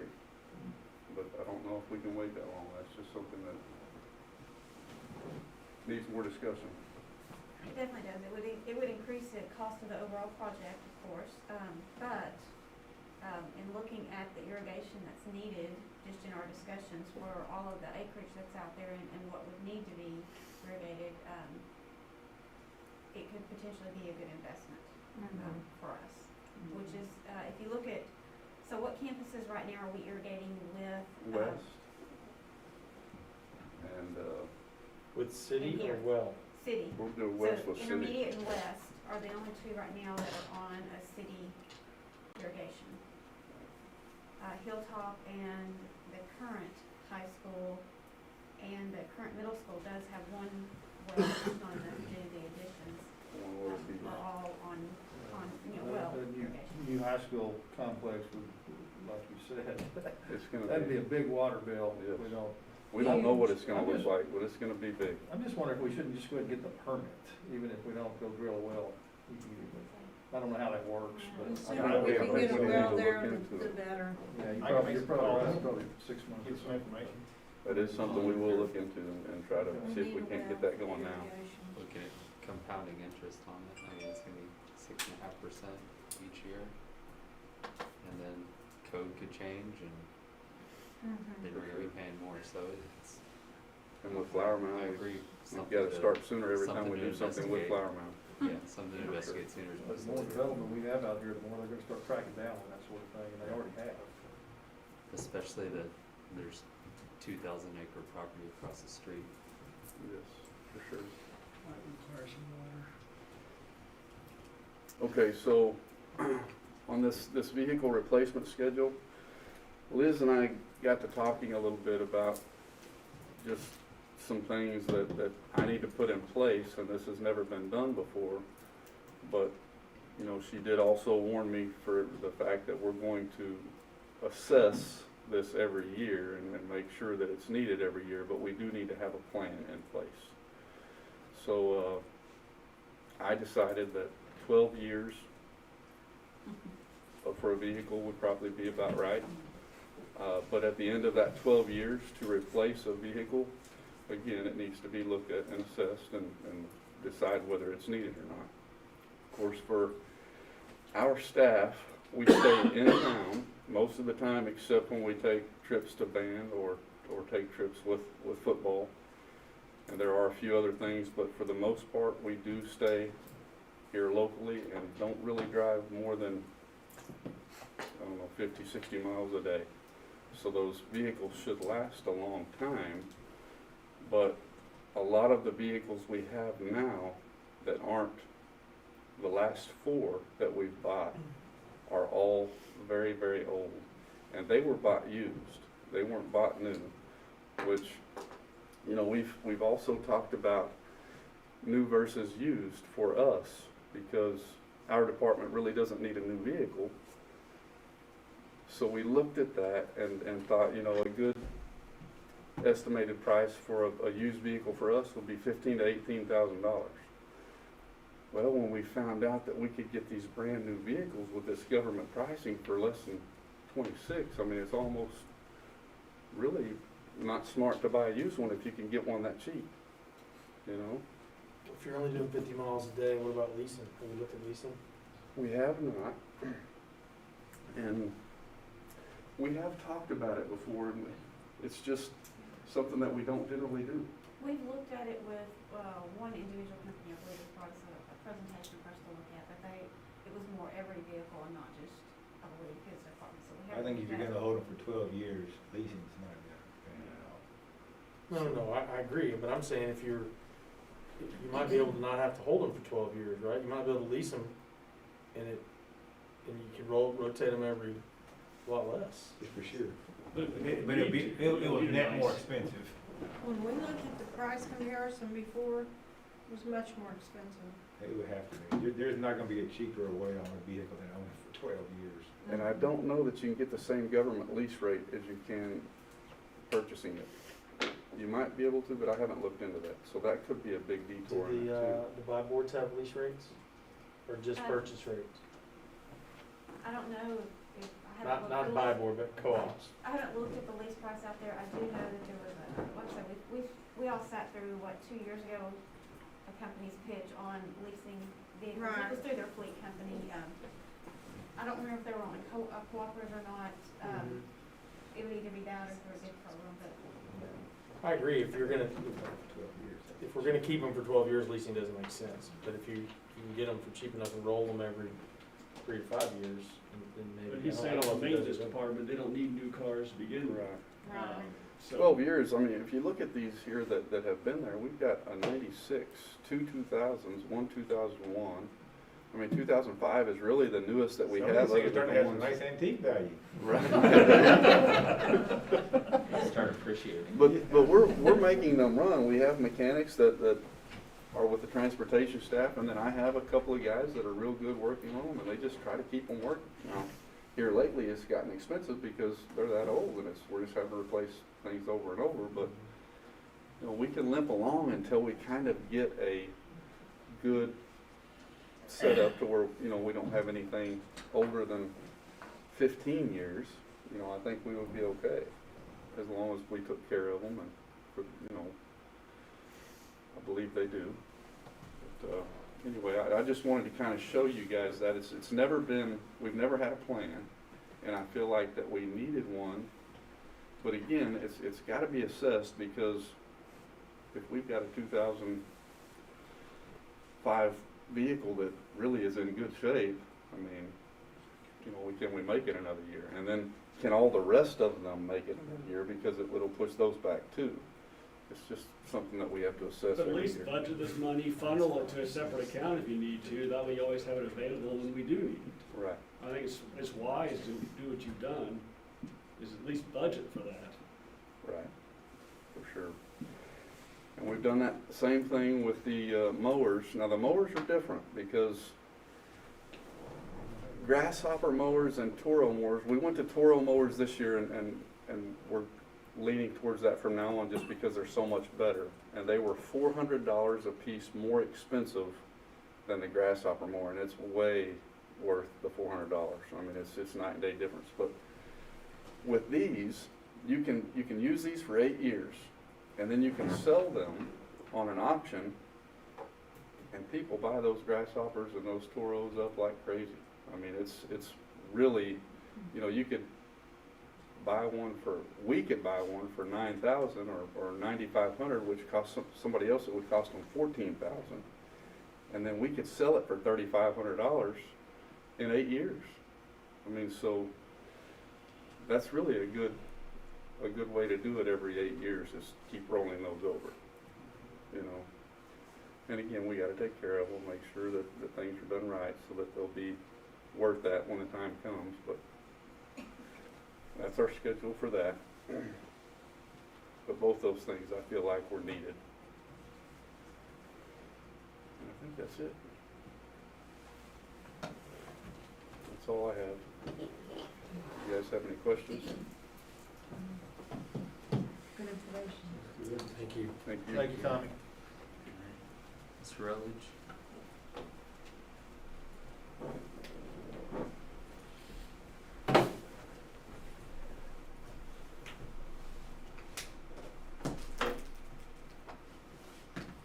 Good evening, everybody. How are you?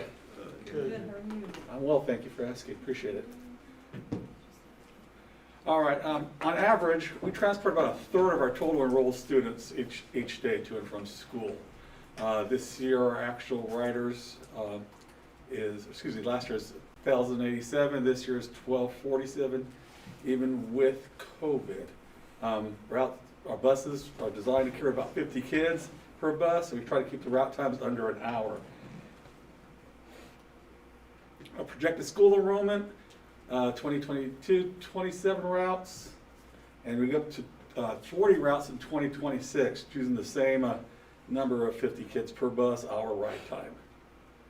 So as our enrollment grows, so will our need for buses and drivers. So will our special ed population grow. Special ed population requires a driver and an aide, so we'll need to have additional staff hired for the aides.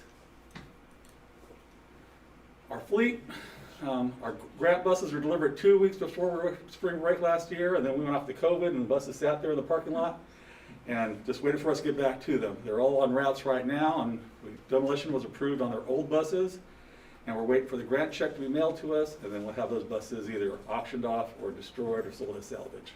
So as soon as we get that check, those buses are out of the parking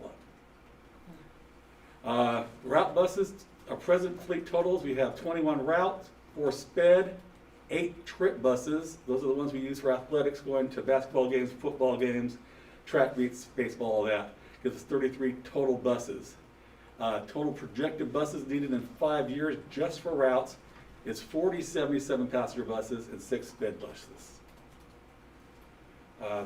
This year we're purchasing 2 77 passenger buses. I was here I think in November, and those buses have been ordered.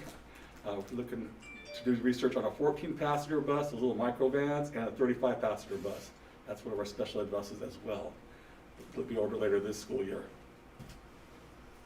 Planned bus purchases, 21, 22 is the 3 buses I just discussed. we actually budgeted for 3, and we were only getting the 2.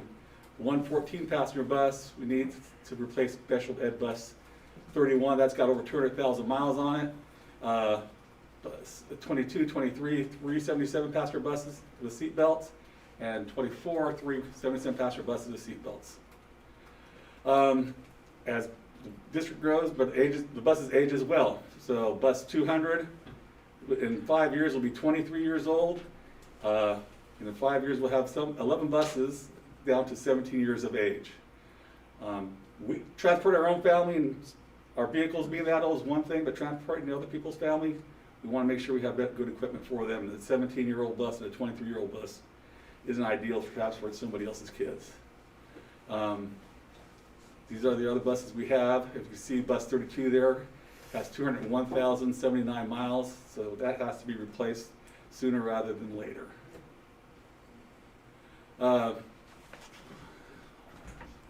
So we'll also need to have trip buses as our district grows, athletic activities will grow, more kids will be going to more events. So we had an additional 3 buses for trips, and then we have to start planning to replace our trip fleet buses. Mileage is relatively low on them, 75,000 down to 53,000 because they're just used on trips and as sub buses on routes. But just the age and absolute safety features, we'll need to consider replacing all those as well. Planned purchases for growth, 14 buses, 13 buses to replace, and 3 additional trip buses, looking at about buying 30 buses within the next 5 years. And I know buses aren't cheap, that's it. We need to get these kids to and from school and their events. Passenger vehicles, 57, 56, all of those there. You can see some of them are mileage is pretty high, 93,000. Our newest vehicles got 3,000 miles on it. We've passed down a couple vehicles down to Tommy, but Tommy's just giving you a plan to replace his vehicles. These vehicles get wear and tear. People take them San Antonio, Austin, Houston, conferences, kids, they got somebody else's kids in them. So we want to make sure we have the best equipment for them, safety-wise, to get them to and from their destinations. Looking to buy still 1 Suburban a year and to replace the vehicles as they get old and you're not able to keep them repaired and up to date. Service equipment. This is one of the bus 200. It's been in the shop for a couple months. They replaced the motor on it. The shop equipment, construction of the new transportation center should include some of this equipment, bulk fluid storage and distribution for DEF, oil, antifreeze, etc. Those are the giant tanks that we will buy bulk, those fluids in bulk, and we can pump them down to the vehicles that they're servicing. Air compressor, because when we get the new facility, the old air compressor stays there in maintenance, so we'll need that type of equipment there. Air hoses, reels, engines and lifts and stands, AC freon capture, replacement units. You have to go underground on the new stuff? No, most of it could go overhead. Yes, sir. Albert, give me some idea on this new transportation center. Are we replacing and improving our current one, or are we just adding a second one? It's my understanding they're adding a second one. So that they'll still both be used, and we think that's better spend our money versus having one transportation center. The current one becomes the Maintenance building. department. The current facility will be the maintenance facility, and the new transportation center will be strictly transportation. So what's the difference? I guess, so that one, the one we currently have will be where the buses are worked on. No, sir. The new transportation will actually have its own garage. So we'll be able to separate from maintenance, because we're going to have their mowers and whatnot to take care of, and we're going to have our buses and growing white fleet to take care of as well. So they're 2 separate entities, 2 separate departments. Like right now, we have all of these workers crammed together, like Mr. Rutledge and the assistant transportation director and the dispatcher are all 3 crammed into one office. And then Mr. Ledford has a separate office and his administrative assistant has a separate office. But all of these, like 6 people are in this one small area right now. But what's the dollar amount that we're $4 million. $4 million to build a whole new transportation But we center? built some of it, we've already spent some of that on that paving behind the stadium. where the buses are parked. Right there to the Right, west. but the new transportation is going to require paving and everything else too, depending on where it's located, right? Well, that's where it's going to be located. Oh, okay, is to we're gonna use the current, okay, perfect. Right, but we've spent some of the 4 million on the paving behind the stadium, to the west of the So the new stadium. transportation center will be close by the current. Oh, yes, it's on the same property, it's still behind the high school or Okay, with the high school okay. Is facility. that 377? Okay. Now, we have to continue to realize that at some point in the not very distant future, that you need a satellite center in the south part of the district for transportation. At least parking. You're gonna have Parking, staffing. plenty of parking at the middle school. You will for a short time, yeah. We will and we won't. Football games, those buses will have to be moved someplace else so you can utilize that parking lot until you build a new stadium. So Friday nights and Saturday mornings, we'll have drivers moving buses, give those all, everybody parking to park over there. But that's only 5 games a year, 5 varsity games. Yeah, a lot. Fill the band buses. Yes, that'll be available at that point. The band parking lot? Yes. Yes. Kind of thought. Yeah, for the band parking lot. I guess it would be before. Charter buses, box trucks, 18-wheelers, and those type of equipment. Band rental equipment this year, we spent $32,000 on box trucks, charter buses, and that type of equipment. State years are more expensive than non-state years. This year is a lot more expensive because of COVID. You know, they needed more spacing on those buses, so it cost us a lot more money. Hopefully this COVID will go away. I can take this mask off. Question for you, I saw that on the pre-reading and we gotta start budgeting more, obviously. Yes, sir. This is where we're spending, but also, does it make sense? I mean, where is all that money coming from? Is it the charter buses or is it the box trucks? I mean, you can buy a box truck. The charter buses are the bigger expense. If the trip is over 12 hours long, they have to have a second driver go along because of the DOT regulations. School bus drivers, we don't have to, if we stay within the state, we're not a contractor, so the 12-hour rule does not apply to us. But the charter buses taking the band and football team to the different events this year is a big chunk of that. Box trucks and the tractor rentals, I couldn't give you the exact amount, it's probably maybe a third of that. And I said maybe a third, but I don't have those numbers in front of me. What did you say? We didn't transport any students yeah, to I'd say van maybe a for third. out-of-town games this In a year. normal year. Still, I don't know that we did as many, because they didn't have as many contests leading up to it this year. This year's not a good year to look at for that. Right. We put 1 per seat on the way to San Antonio on those charter buses to try to socially distance them. But we didn't transport them to any district. we're going to budget more. Well, hopefully we wouldn't have another pandemic year.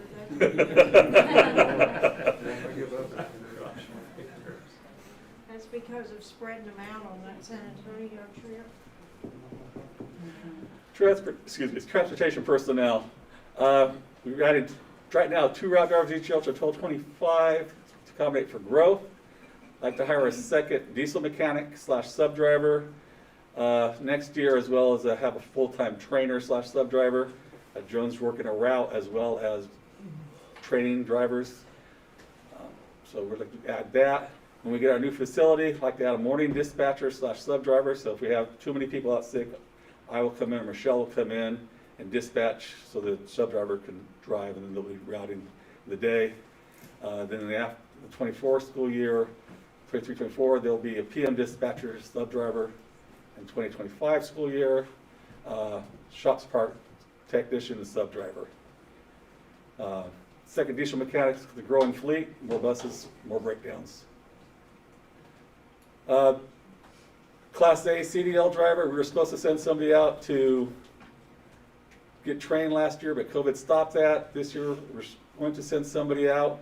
We were fortunate enough to hire somebody with the Class A CDL with over-the-road experience. So he's assisting Mr. Gatz, and Mr. Gatz is going to work with them over the summer to hone his skills a little bit more, but I'd like to have one other person also involved. The more Class A drivers we have, better off we are. I've heard talks that they want to add a second 18-wheeler and trailer, but I don't listen to a whole bunch of rumors. I just kind of feel the vibration, see if we might go that way. I want to make sure we're prepared if that happens. Staff, this is continuing education for Michelle and myself, going to conferences, continuing education classes. We went to a class this year in Kangan on legal issues involving school buses. Shop personnel, same type of classes for them, taking care of our buses, other ways to make sure that they can keep up to date on the latest trends. Routers and dispatchers, when we get them, we like to send them for continuing education so they'd be better at the job that they'll be performing. TAPT, our organization that involves school buses, has classes that include routing and scheduling and dispatcher responsibilities, field trip and extracurricular travel, so student management, orientation to special needs. As our district grows, so will our special education population. Videos that we give to the drivers for in-services, besides they'll not listen to me talk all morning, about $600 a year, so we get some videos for them. Train the trainer, we'll need to send somebody, in addition to Joan, to train the trainer school through TEACS. That will get them certified to be trainers and help train our new staff as our district grows. State mandated 20-hour, 8-hour renewal courses. As the district grows, the cost also grows, not because of the district growth, but inflation. A new driver to go to class is $125 and a renewal class is $90.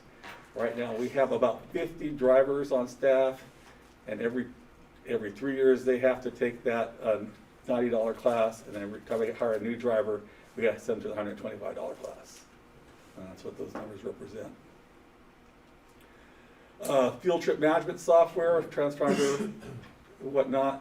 Our annual support fee right now is $11,500. We need to update that software. It's a $9,000 one-time fee. We need to update our maps. Our maps are 6 years old, I believe. That's $1,500 each license for the new staff. For two licenses, $14,740, and that'll increase our support fee by $1,800.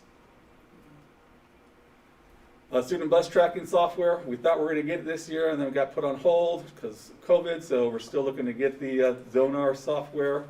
This, when the student comes on board the bus, they'll tag in, we know who's on the bus, they'll tag when they get off the bus, and then when a parent calls, say, where's Johnny, where's Susie, we can be able to tell them they got on the bus at this time, they got off the bus at this location at this time. Parking and transportation, to answer your question that you asked earlier, we've outgrown our bus parking lot, and when we get rid of the 6 buses that are destroyed, we'll be putting our newer buses in there.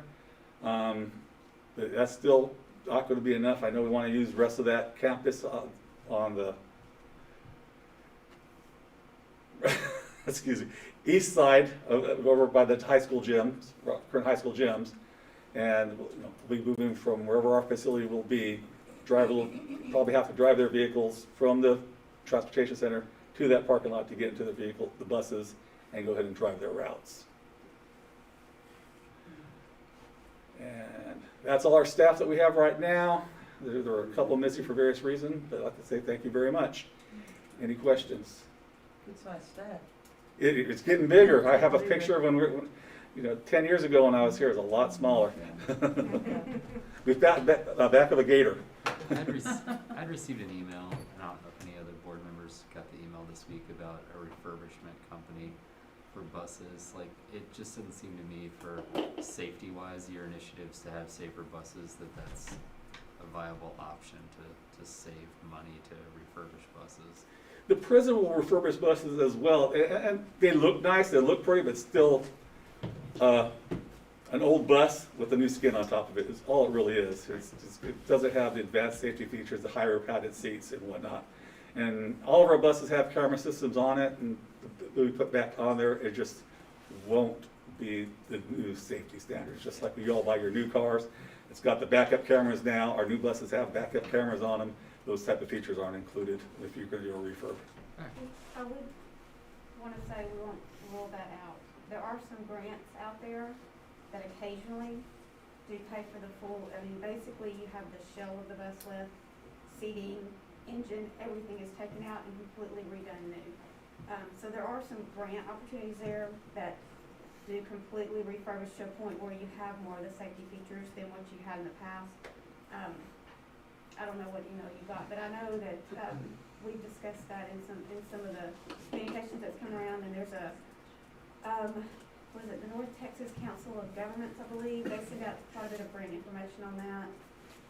I've done that in another district. We were able to refurbish several buses that way, bring them up to the new codes and safety standards. But there's some good programs out there if we can get, when they're available and if we can get in line for them. We also attended some information about electric school buses. We'll be meeting with somebody next week about electric school buses. I'm a little hesitant about electric school bus just because of the range they go. About 125 miles is about all you got on an electric school bus.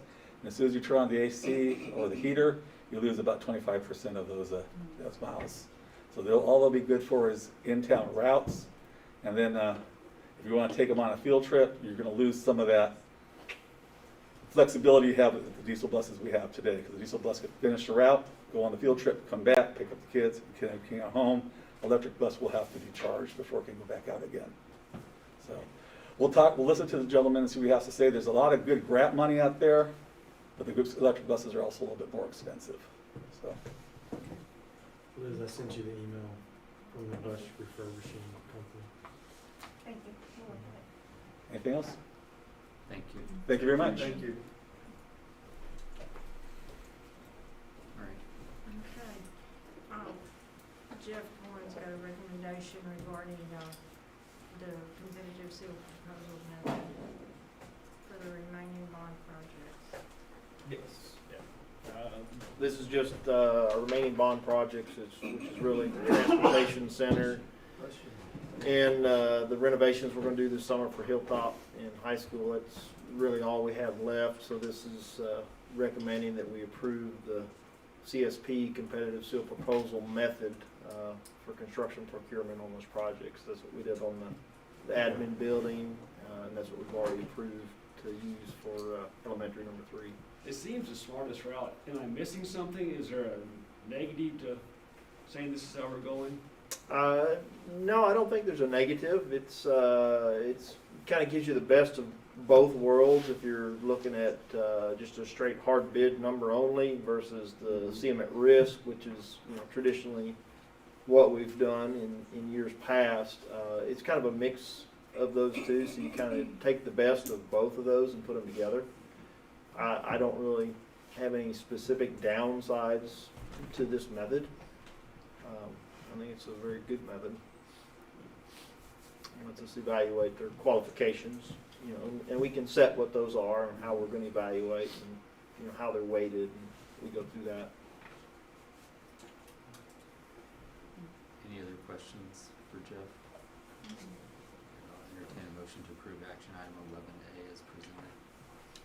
Make a motion we approve action item 11A as presented. Mr. Hawksworth, motion to approve. Do I have a second? Second. Is it?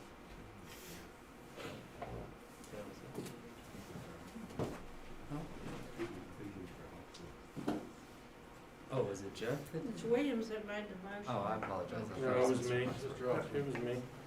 Couldn't you see his lips? I'm just good at throwing my voice with this mask. Mr. Hawksworth. I finally sound okay. Wait a minute, who made the motion? Mr. Hawksworth. All right. I just threw it that way. And then Dr. McDade seconded. Oh. I'm sorry. COVID changes it. But we all want Mr. Jeff's got Hawksworth to keep his mask Cookies in on. his mouth, so he can't. All right, any further discussion? All right. All in favor say aye. Aye. Any opposed? All right, thank you.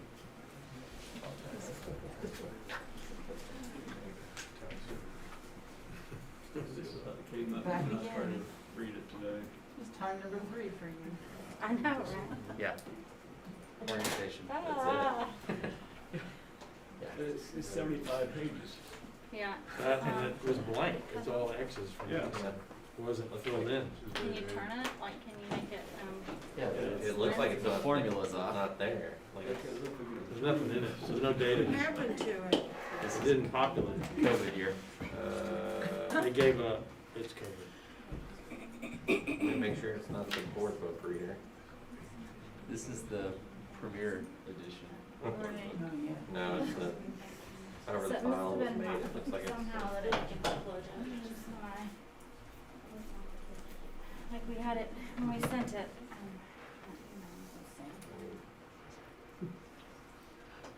Is that what you were saying? Yes. No one mentioned this. Yeah, because the numbers aren't in there even. It was 75 75 pages. pages. Once I saw 75 pages, it was like, 75 pages. No, that's not right. Maybe it should be it just, 7. I think it's because it didn't fit on one page. It should have been landscape, not portrait. But it is Made it 75 pages right pages. here. Is there any way to send this? Can you send this Yeah, to I'm Greg looking and at let what us I pull it up? sent. What was sent.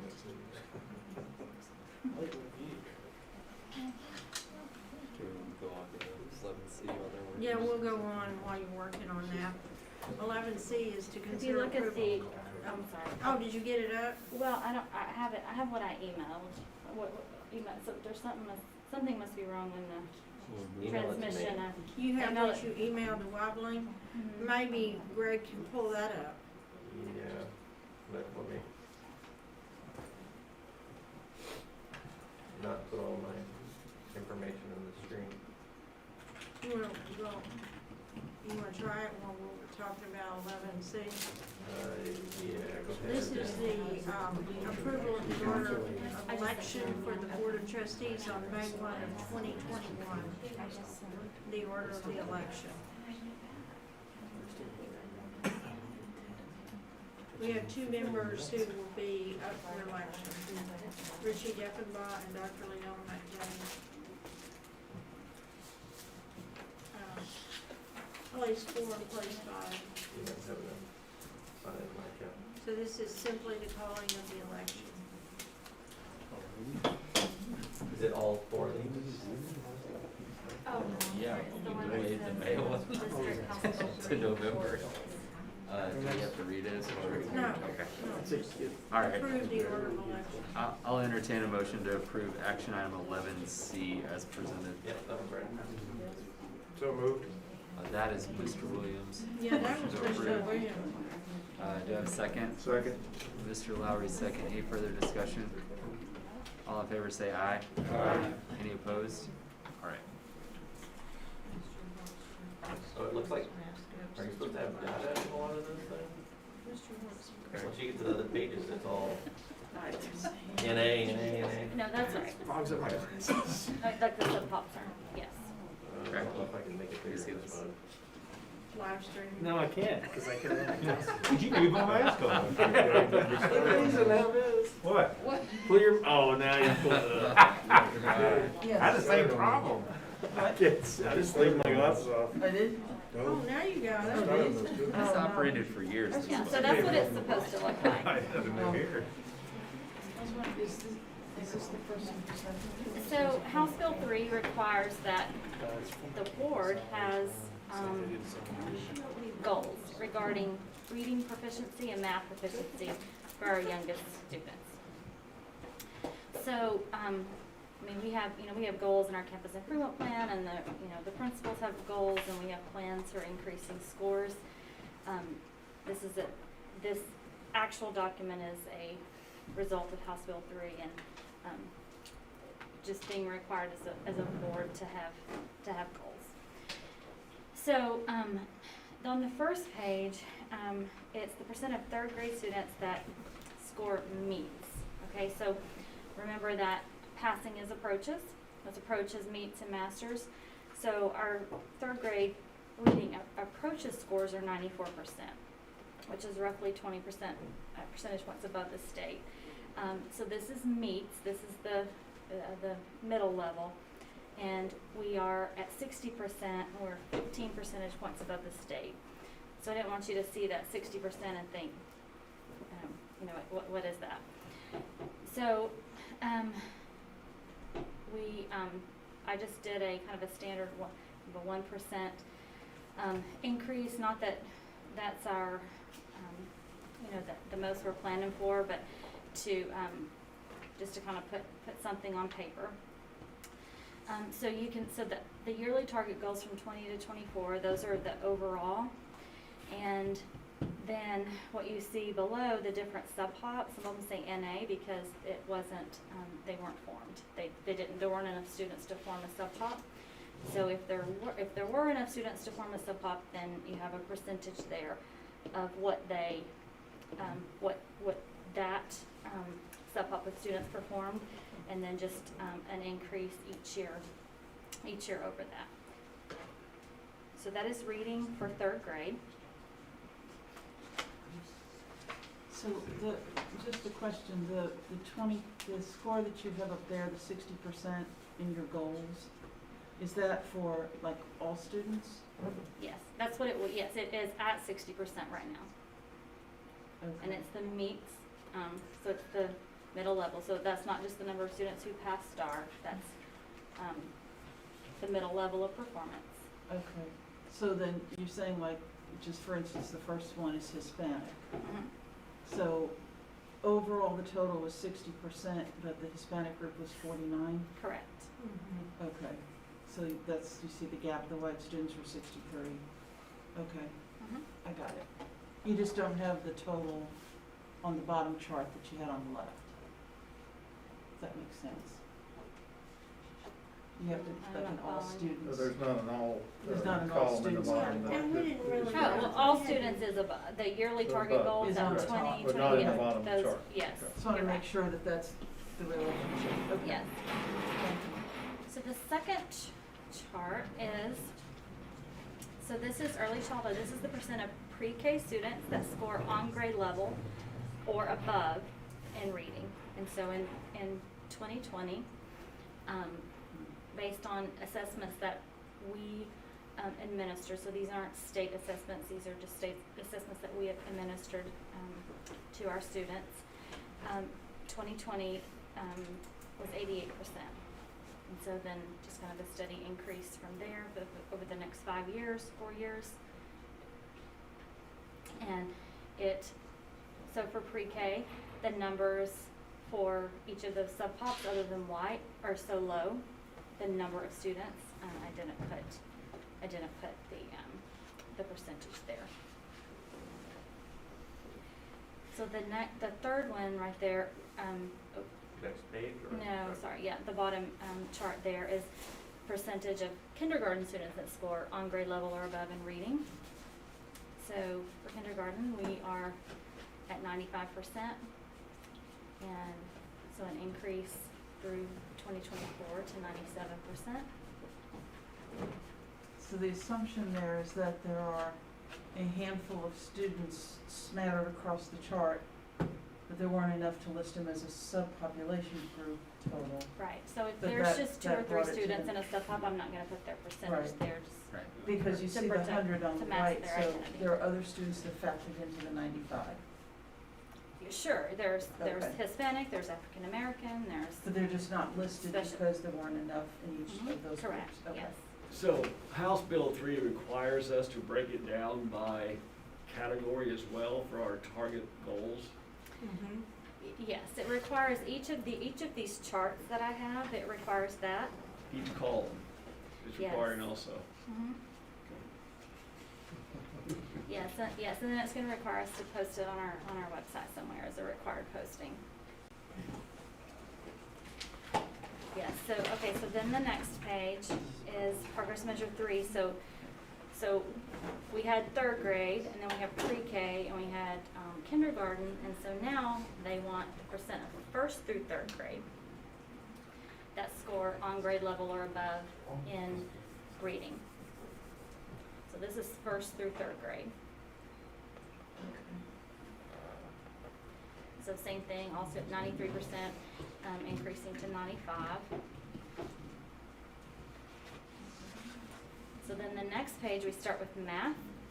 So same thing, we start with 3rd grade, and this is MEET, so it's the middle level. So just to kind of give you an idea of, so our approaches for 3rd grade math was 93%, and the state is at 79. meets for Argyle ISD third grade math is 70%, and the state is 49%. So started at 70 and increased from there. You can see the different subpops below. So you get the advantage of looking at the current data. You said like 2019 data is 70%. Is that what you're saying? The Correct, yes, current yes. data, 2019 is 70%, so you're just going from there. Did you see any trends before that? Like, have we dipped down to 70%, or have we gone up to 70%? And so Like the I don't prior want to years? speak to like specific third grade math, but overall, our scores have increased. Do we have some areas where there's dips here and there? Yes. You know, it could be the performance of a grade, you know, where we might, you know, a higher performing grade versus the next grade of kids that come through may not be quite as high performing, or we may have a larger special education population in that grade, or a larger ESL population, or, you know, just a variety of reasons. So, but other than just the small, you know, fluctuations kind of that we would expect, it's trending So upward. in general, the number you're providing is going to be higher than, say, 2018's numbers or 2017 numbers, in general? In general, Our yes. starting goal, okay. Yes, yes. So, okay, that's third grade math. So the next, so we go through this just like we did with reading. So it starts with pre-K.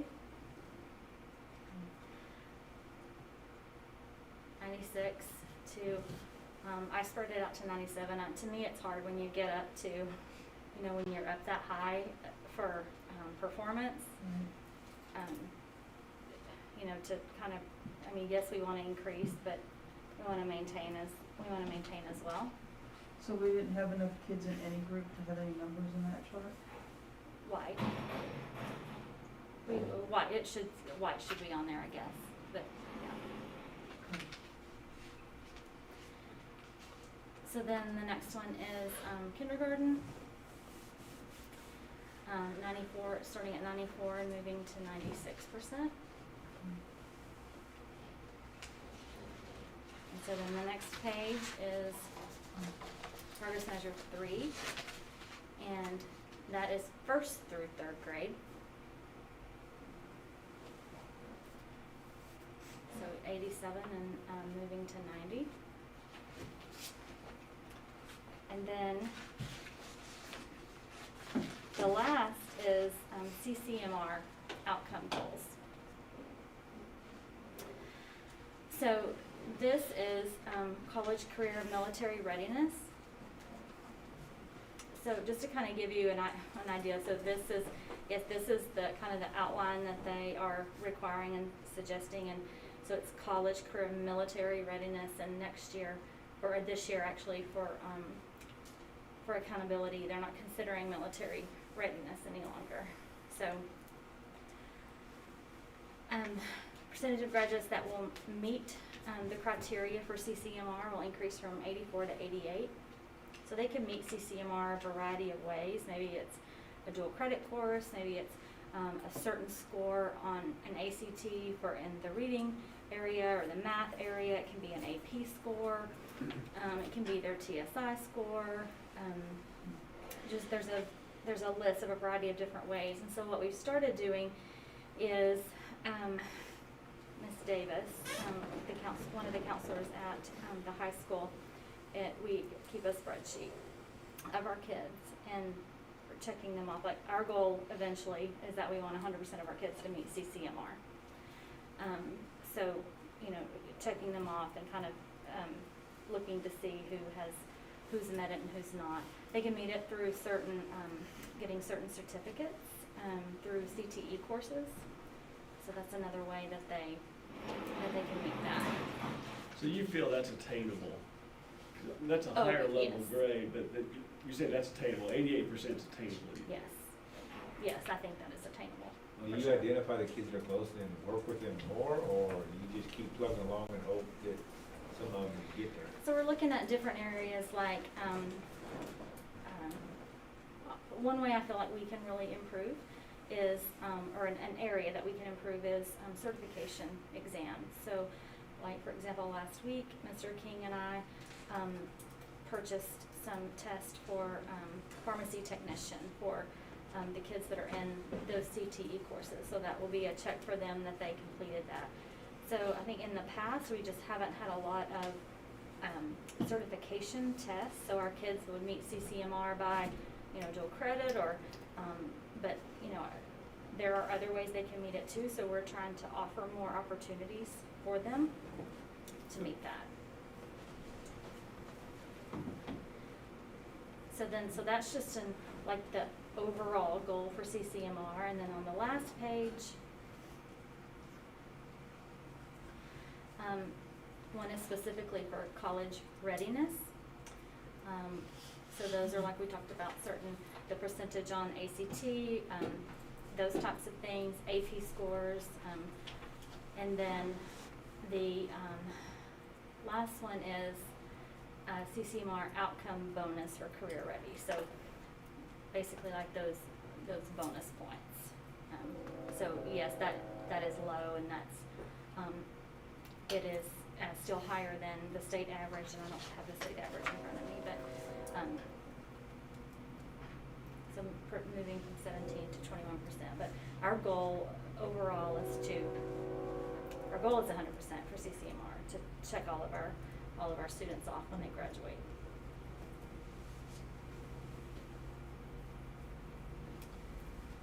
So do you have any questions about this? Is this new enough that you're just trying to find the measures that you can use to count the students, like the test you ordered and? For CCMR, Yeah. so CCMR is not new, but we've been working for several years on ways to increase that, and it has increased, But is it due to, maybe that there was a lack of readiness, or it's a lack of being able to measure it? So like Or neither? for the test, we have to offer certain courses, so it's getting things in place, so we can't just offer a test.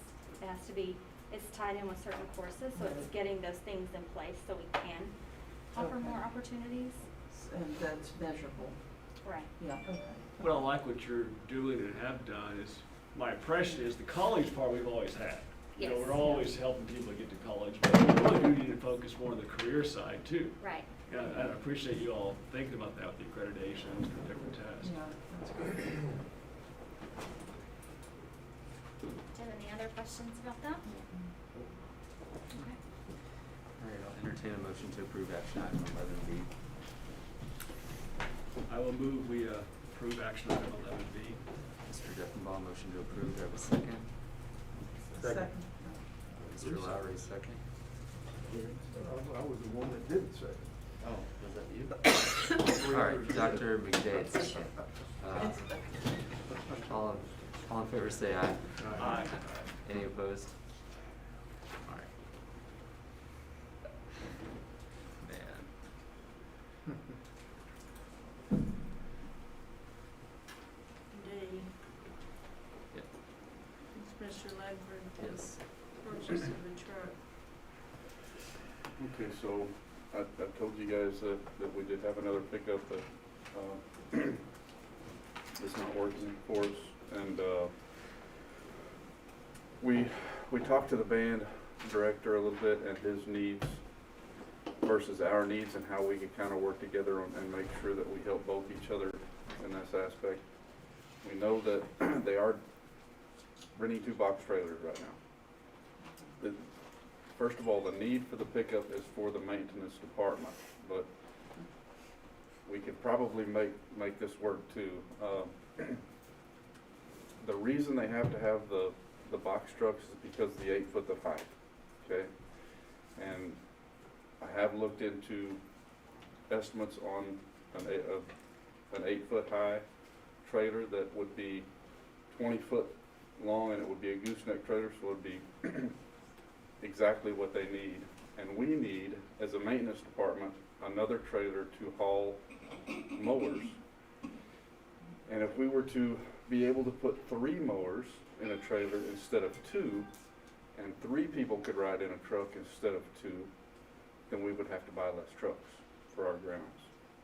So what we've done is we're gonna hopefully be able to attack two different things with this. Very surprisingly, it was only $4,000 more to get a crew cab than a single cab, Wow. which, that's surprising, big time. The $4,000 also includes a gooseneck hitch and heavy-duty springs on the back, plus a size larger engine, which is a 7.3 instead of a 6.4. So, all that being said, this is a gas vehicle. It's not a diesel, but the trailer that is the bumper pull trailer that they pull now is only 20 foot long. So we would get a 20-foot bottom on the gooseneck trailer, and it would be the same even with a little bit more room on the top. But with the 8-foot height clearance, it would take away one of those box trailers to have to rent. So we're trying to kind of make sure we take care of it and really be efficient when we do this, and it'll help both of us. But anyway, so all that being said, we are recommending that we purchase a F-250 pickup. Anyone have any questions? Is this coming out of where? M&O? Out of the current, maintenance and operations budget. Okay. If you price in while you're finding that truck, what would a diesel engine instead of that big gas engine cost? Do what now? What would a diesel engine? Oh, diesels are at least 13,000 more. 13,000 more. Like when we purchased the two that we had at the very beginning when I got hired for this position, the crew cab was 39 and the flatbed was 41. But it's gone up at least $5,000 since then. At least.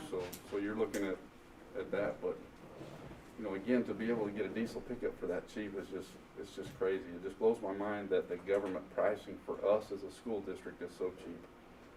You know, we're fortunate for that. Unusual. It is. I wish I could go buy one for that price. All right, I'll entertain a motion to approve action item 11D. I make a motion that we approve action item 11D. As Here, presented. I heard it. Mr. Lowry, motion to approve. Do I have a second? Second. Dr. McDade, second. Any further discussion? All in favor say aye. Aye. Any opposed?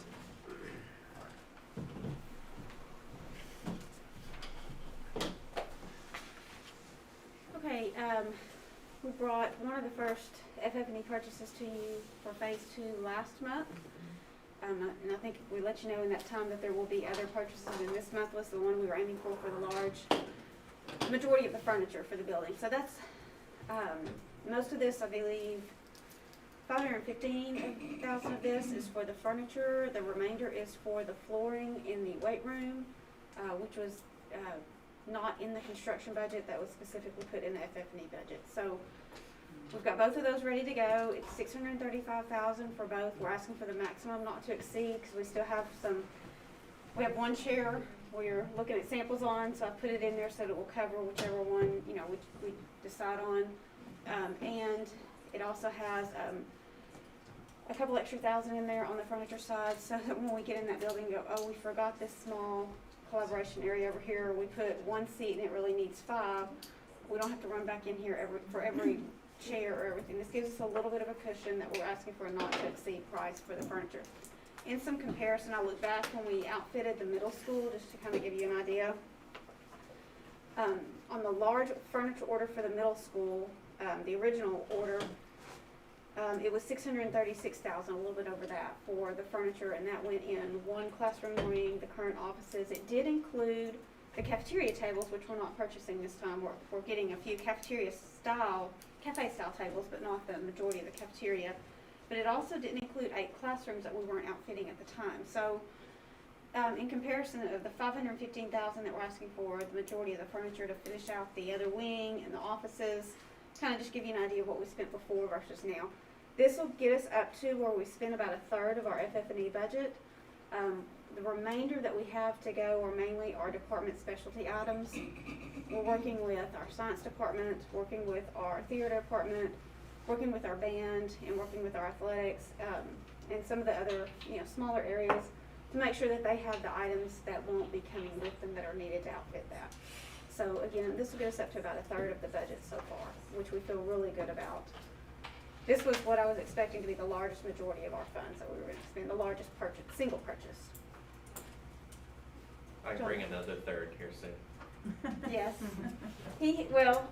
Let me clarify that. I wasn't including, there is a technology FF&E, and I was not including that budget when I'm talking about the third. This is strictly the FF&E that doesn't include technology. So he's got a different budget that he's talking about, if that helps. So, do you have any questions? Alright, I'll entertain a motion to approve action item 11E. I move we approve the FF&E purchase as requested. Mr. Williams, motion to approve. Is there a second? Dr. McDade, second. Any further questions, discussion? All in favor say aye. Aye. Any opposed? Thank you.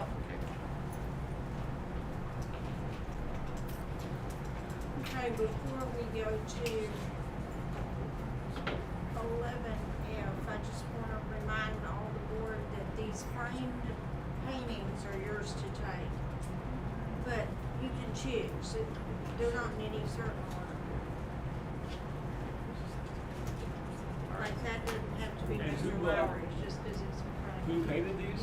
The Mrs. Cosla's high school art class. That's impressive. Really good. Did the students sign them? I'm not sure. Purple.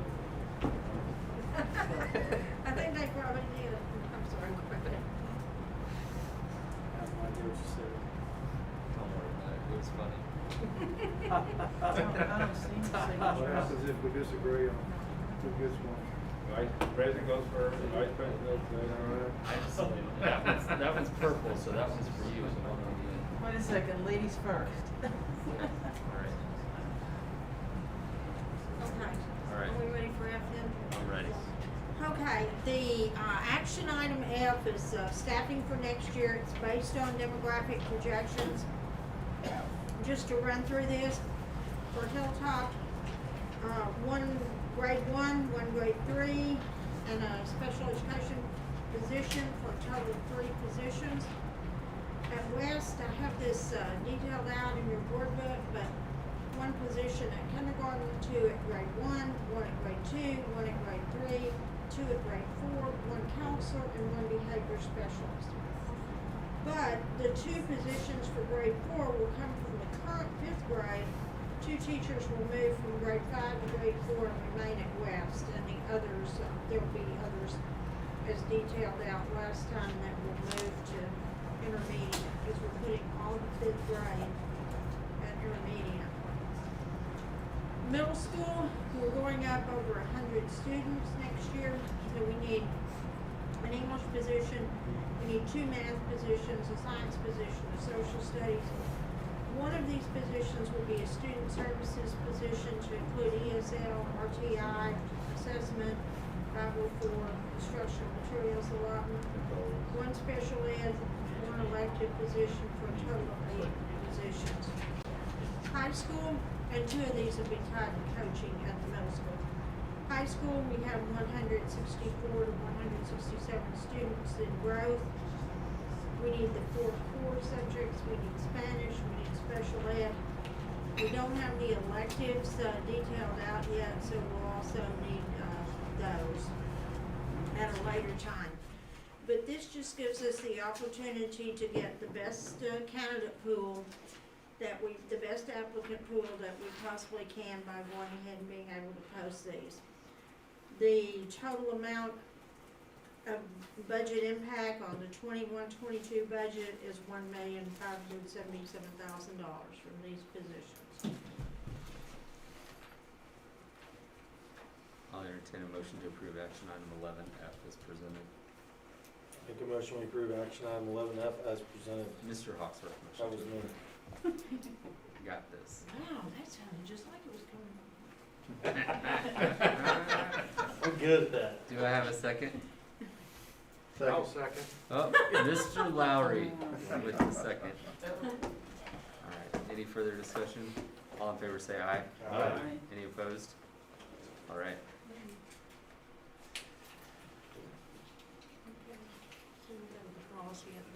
Do you need Dr. Bitter to read it? Sure, that'd be good. The whole thing? It's just 384 pages. There you go. Okay.